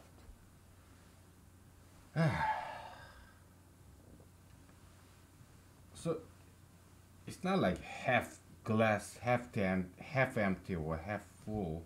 It's not that.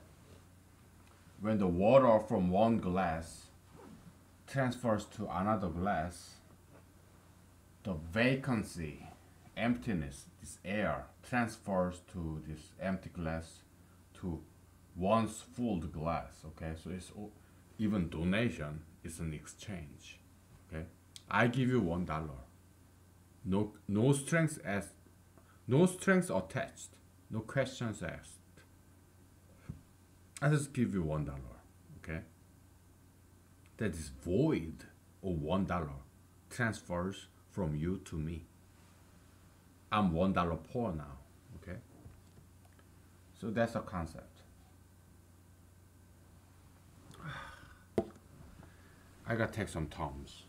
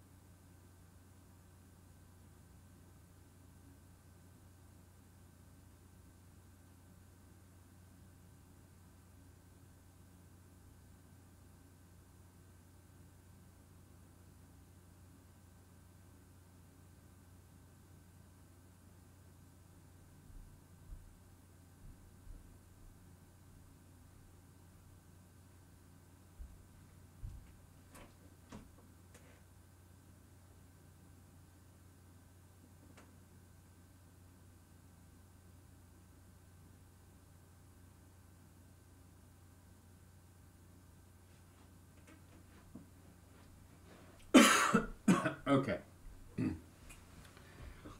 All right, we're back. Ah, boy.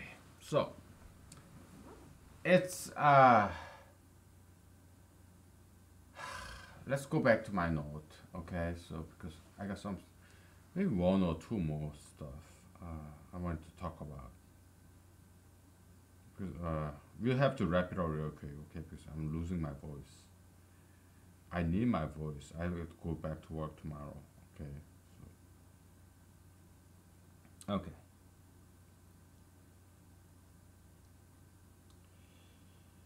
Boy. Okay. I have two more things.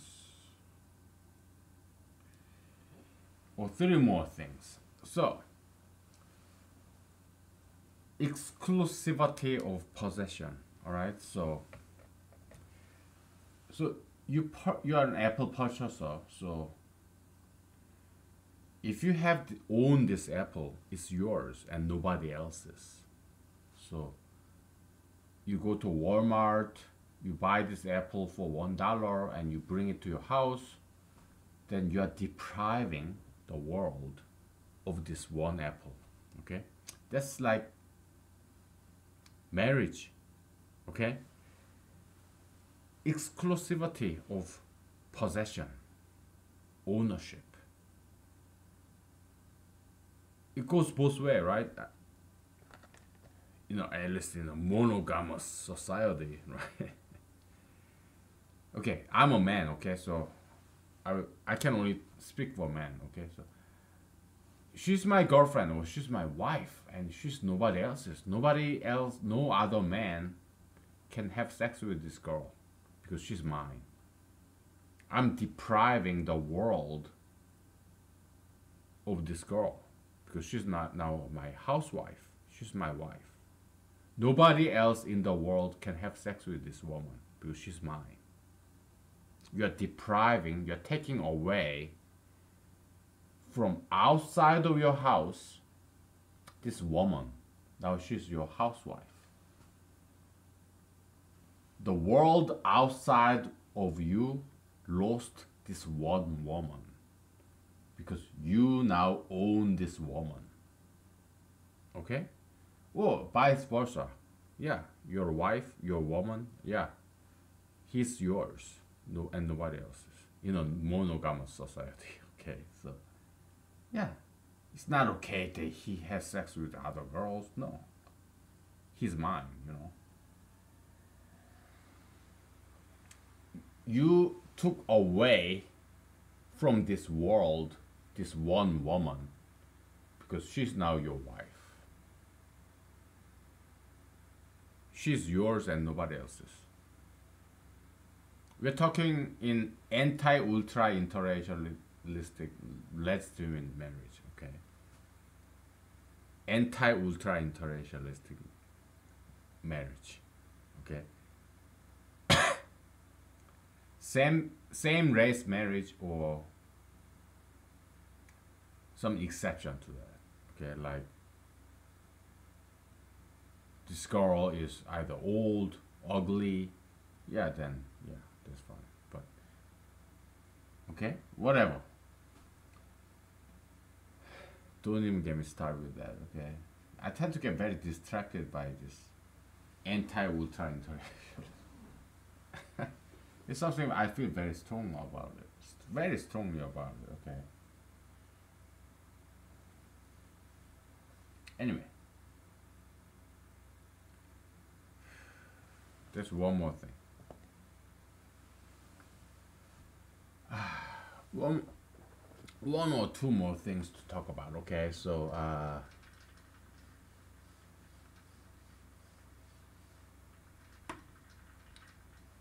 or three or four more things to talk about, okay? I'm losing my voice for whatever reason. I had a long day, okay?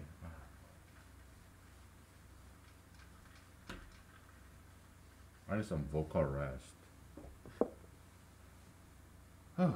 So, we have radial coordinate or egocentric coordinate, okay? So, everybody is the center of the universe, okay? So, this is me, okay? I want to take things, good things in and keep bad things out of me, okay? Bad things in my house, it can go down the toilet bowl, or it can be in the trash can and trash truck, garbage collectors, they can take it out, or whatever. It's mosquito, flies, get outside my door, windows, okay, a window screen, But if it's a good thing, oh, I want to take it inside of my house. I go to market, I bring in all the good stuff, like food, drinks, vodka, cigarettes, okay? But if something bad, like tattoos, piercings, marijuana, keep off my premises, Okay? So, radial coordinate, okay? Egocentric coordinate, okay?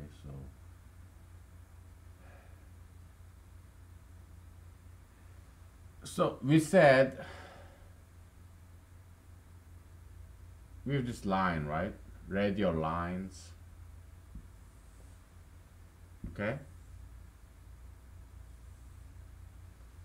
And here is me. Somebody close to me is my friends. My friends. Here, they're close to me, okay? They're my friends. Somebody far away from me, they're my enemies. I want them away from me. My friends, yeah, I want them near me, So this is enemy, okay?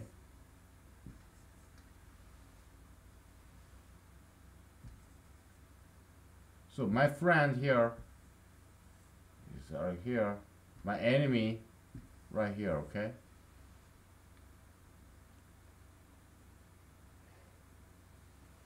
Enemy, my friend, and here's me, okay? Three concentric circles, okay? That's a radial coordinate system. I am at the very center of the universe. My friends, so I'm like the sun. My friends, planets. My enemies, exoplanets. Okay. Do you see how beautiful this is? You know, astronomical humanology or humanological astronomy. Okay. My friends, I want them out of galaxy, exoplanets. Okay. My friends, yeah, they are my planets. Me, I'm the center of the universe. The sun, the star. All my friends revolve around me. Enemies, they kind of revolve around me too, but they want to take things away from me, you know. That's why they are my enemies. I want them away from me. Exoplanets. I keep my distance from my enemies. I want to be as far away from my enemies as possible. My friends and families, I want them very close to me. Whether you are my enemy, far away, that I keep away, I try to distance myself from. Yeah, they're far away, but they still revolving around me. My friends, I keep them close. They are near me. Myself, center of the universe. Okay. This is the reality of things. This is how the world is. Whether you accept this theory or not, you will be able to accept this theory if you are honest with yourself. Because this is exactly how you are and how everybody is. You, me, everybody else. We all live in this egocentric coordinate system. It's just how the way it is. I'm not saying it's bad or good. It's just the way it is. Okay. And no doubt. Okay, we're gonna take a break and because I need some vocal rest. Okay, so then we'll continue. Okay. Why don't you mute on this? Think about it. Okay. Just be honest with yourself. All right. So. Okay, we'll be back.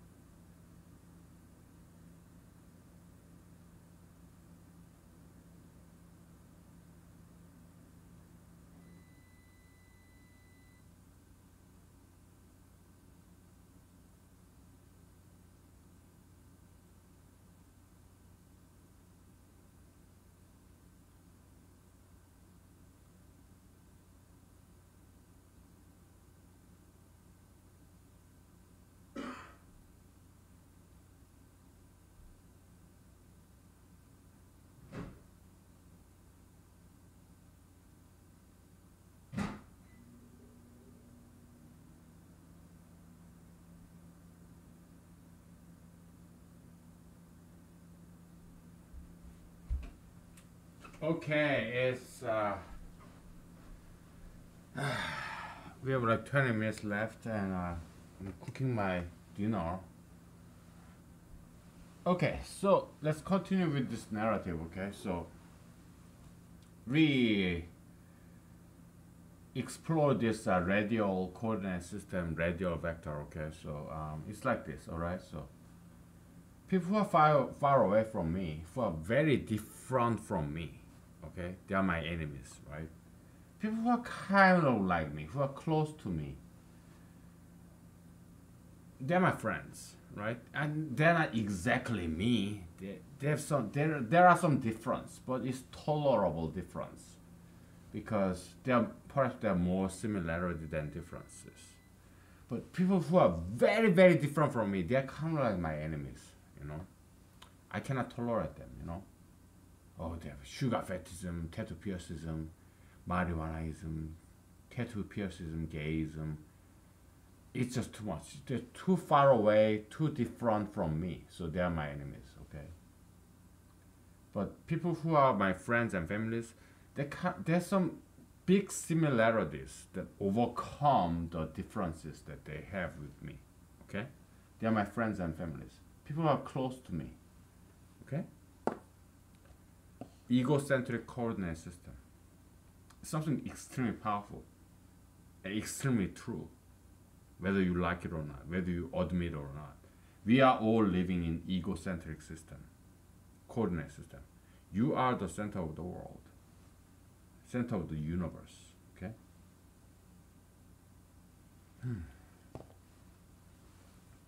So in this system, it works like this. Okay. So it's a radial vector where some good stuff, some positive copium transfers from your enemy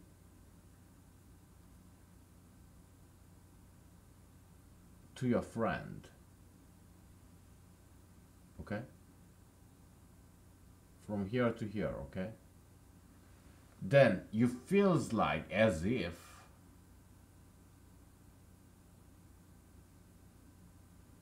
you got that two positive copium to yourself because the same centered direction, inward direction. Yeah, it is from your enemy to your friend, but it is as if you got it to yourself.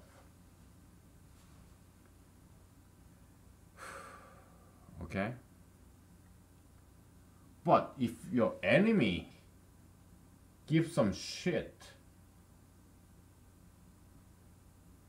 some negative stuff to your friend, which is equivalent to some positive things coming out of your friend to your enemy. Okay? So, your enemy giving shit to your friend is the same thing as your friend lose $2 to your enemy. Good stuff to your enemy. Why? Because now two radial vectors have opposite direction, and in this transaction, yeah, your enemy is giving some shit to your friend. In the second scenario, $2 money, good stuff is coming out of your friend and going to your enemy. Okay, and you feel as if you're losing something. You feel bad about it. Okay? So that's the radial coordinate system. Okay? So,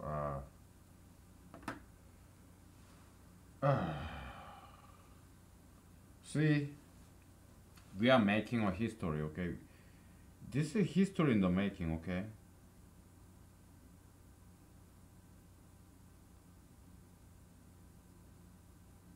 Give me 1 second.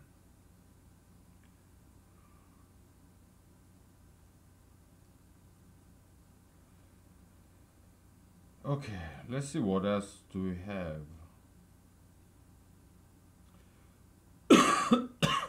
So, in the note, it says radial coordinate is equal to one-dimensional coordinate. It's kind of equivalent because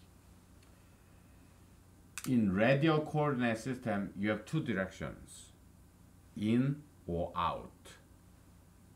Inside, inward, or outward, outside. Two directions. So it's like x plus x or minus x. Okay?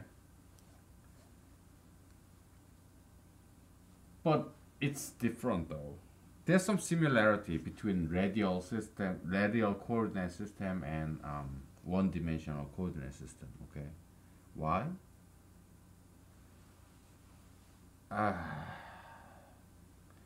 Maybe not. Okay, because in a one-dimensional coordinate system, I better put on my glasses back on.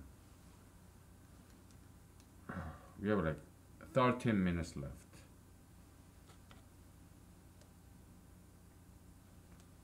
Well, my voice can last 12 minutes, so it's all good. One-dimensional system, okay. We're running out of space again. One-dimensional system, okay. You have a positive direction, you have zero, you have negative direction, right? But we can also have zero here, positive here, negative here. Okay? Yeah, you can do that. Okay? So is this shifting one-dimensional coordinate equivalent to shifting egocentric coordinate system? Maybe, maybe not. I haven't thought about it that yet. Okay, so I mean, here you have two dimension. It's one dimension here. So conceptually, are they equivalent? Maybe. Okay. But this one-dimensional coordinate system is very limited one. I mean, you can have this vertical, you know, positive, negative, or some slanted angle, positive, negative, okay? Yeah. You can have that, all these different coordinate system, different frame of reference, okay? We were inspired by tensor calculus because they talk about generalized coordinate system, generalized frame of reference, okay? So we are very inspired by tensor calculus, okay? By this, what, Levi, Civitano, whatever. Of course, Einstein, yeah, okay? But it's too confusing, right? To express with these sticks and balls, okay? It's too messy to draw. But if we have this radial system, it's more palatable. Okay, so we think that this introduction of radial coordinate system, even though it might be equivalent to this one-dimensional coordinate systems, we speculate that it's very useful concept and perhaps more efficient way of visualizing. Okay, so yeah, we're gonna abandon this one-dimensional approach, even though it could be equivalent system. We just stick with this radial system, radial coordinate system, because this is you or me, and this another person, and now you have your another center of the universe, wave, rippling. You know, you throw a stone on a lake, on a pond, it radiates. Right? It's something very beautiful and pretty, rather than all these arrows and sticks and you don't want that. Okay. Perhaps we can make some this wave equation application. Okay, you have this wave, right? So you have this summation, subtraction, this wave, ups and down. Yeah, you can apply some this wave function in physics, cancellation and addition, subtraction. Yeah, we can apply that. Okay.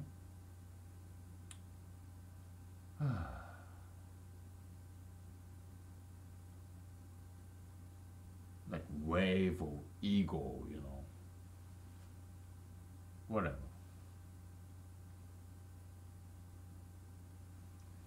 So yeah, that's about it. Okay, so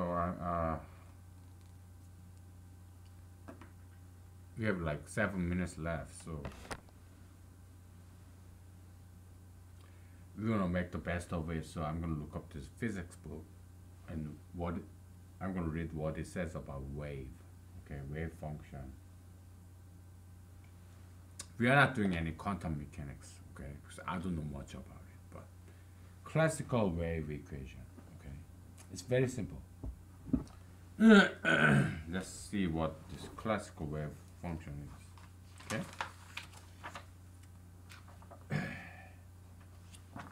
I need some more drinks.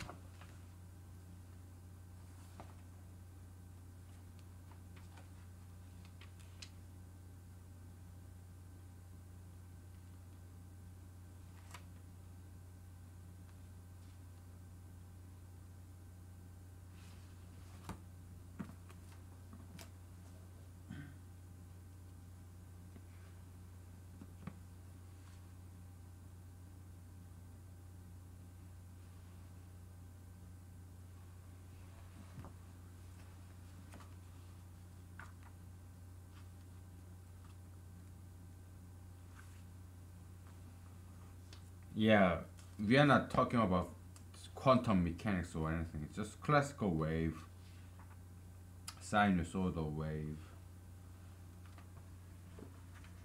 mechanical waves, classical wave physics.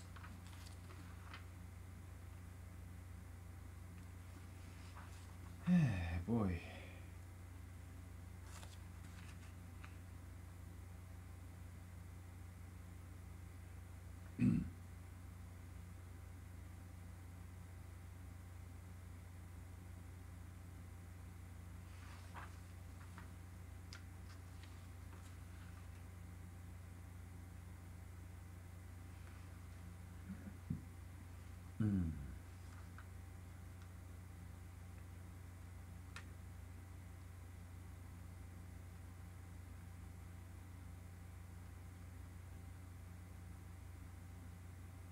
Okay, they express with cosine function. Okay.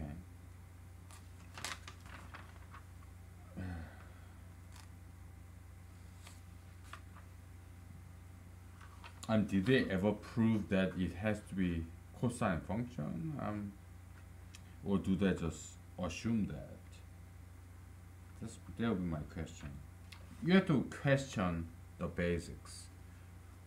I mean, is it just because it can't look like cosine, this wave? I mean, how can you prove that? You have to question it. Is it correct to say it's cosine function? Or do you just accept it because it's kind of looks like it?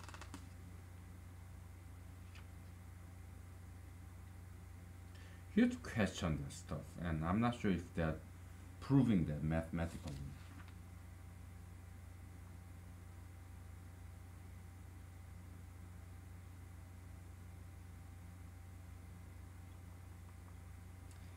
Yeah, I think they're kind of cheating. They're not quite proving it.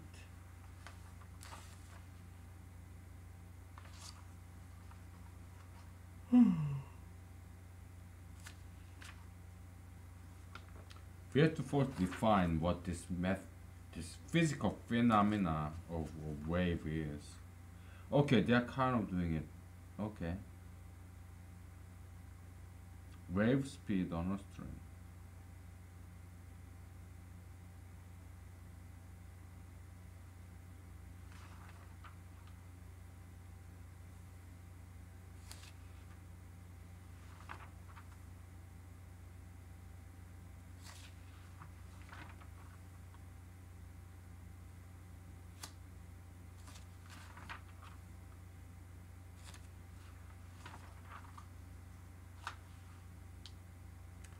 We are like 3 minutes left.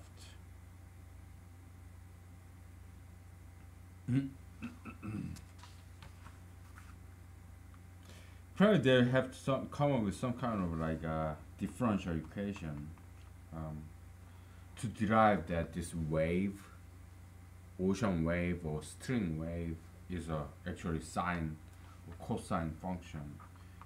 They have to come with nice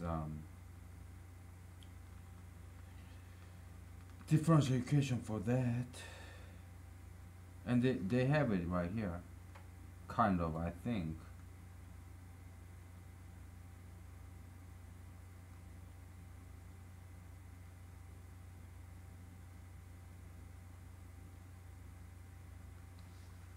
Okay.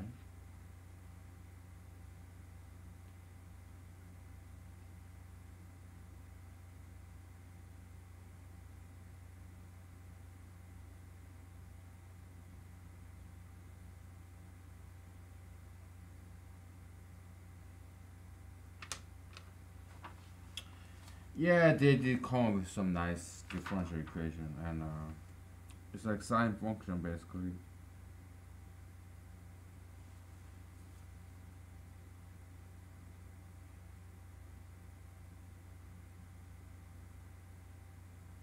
Okay, so dy dx squared, d squared y dx squared is equal to d squared y dt squared. Okay, so that's the differential function they came up with, and I have to understand this, study this, okay, because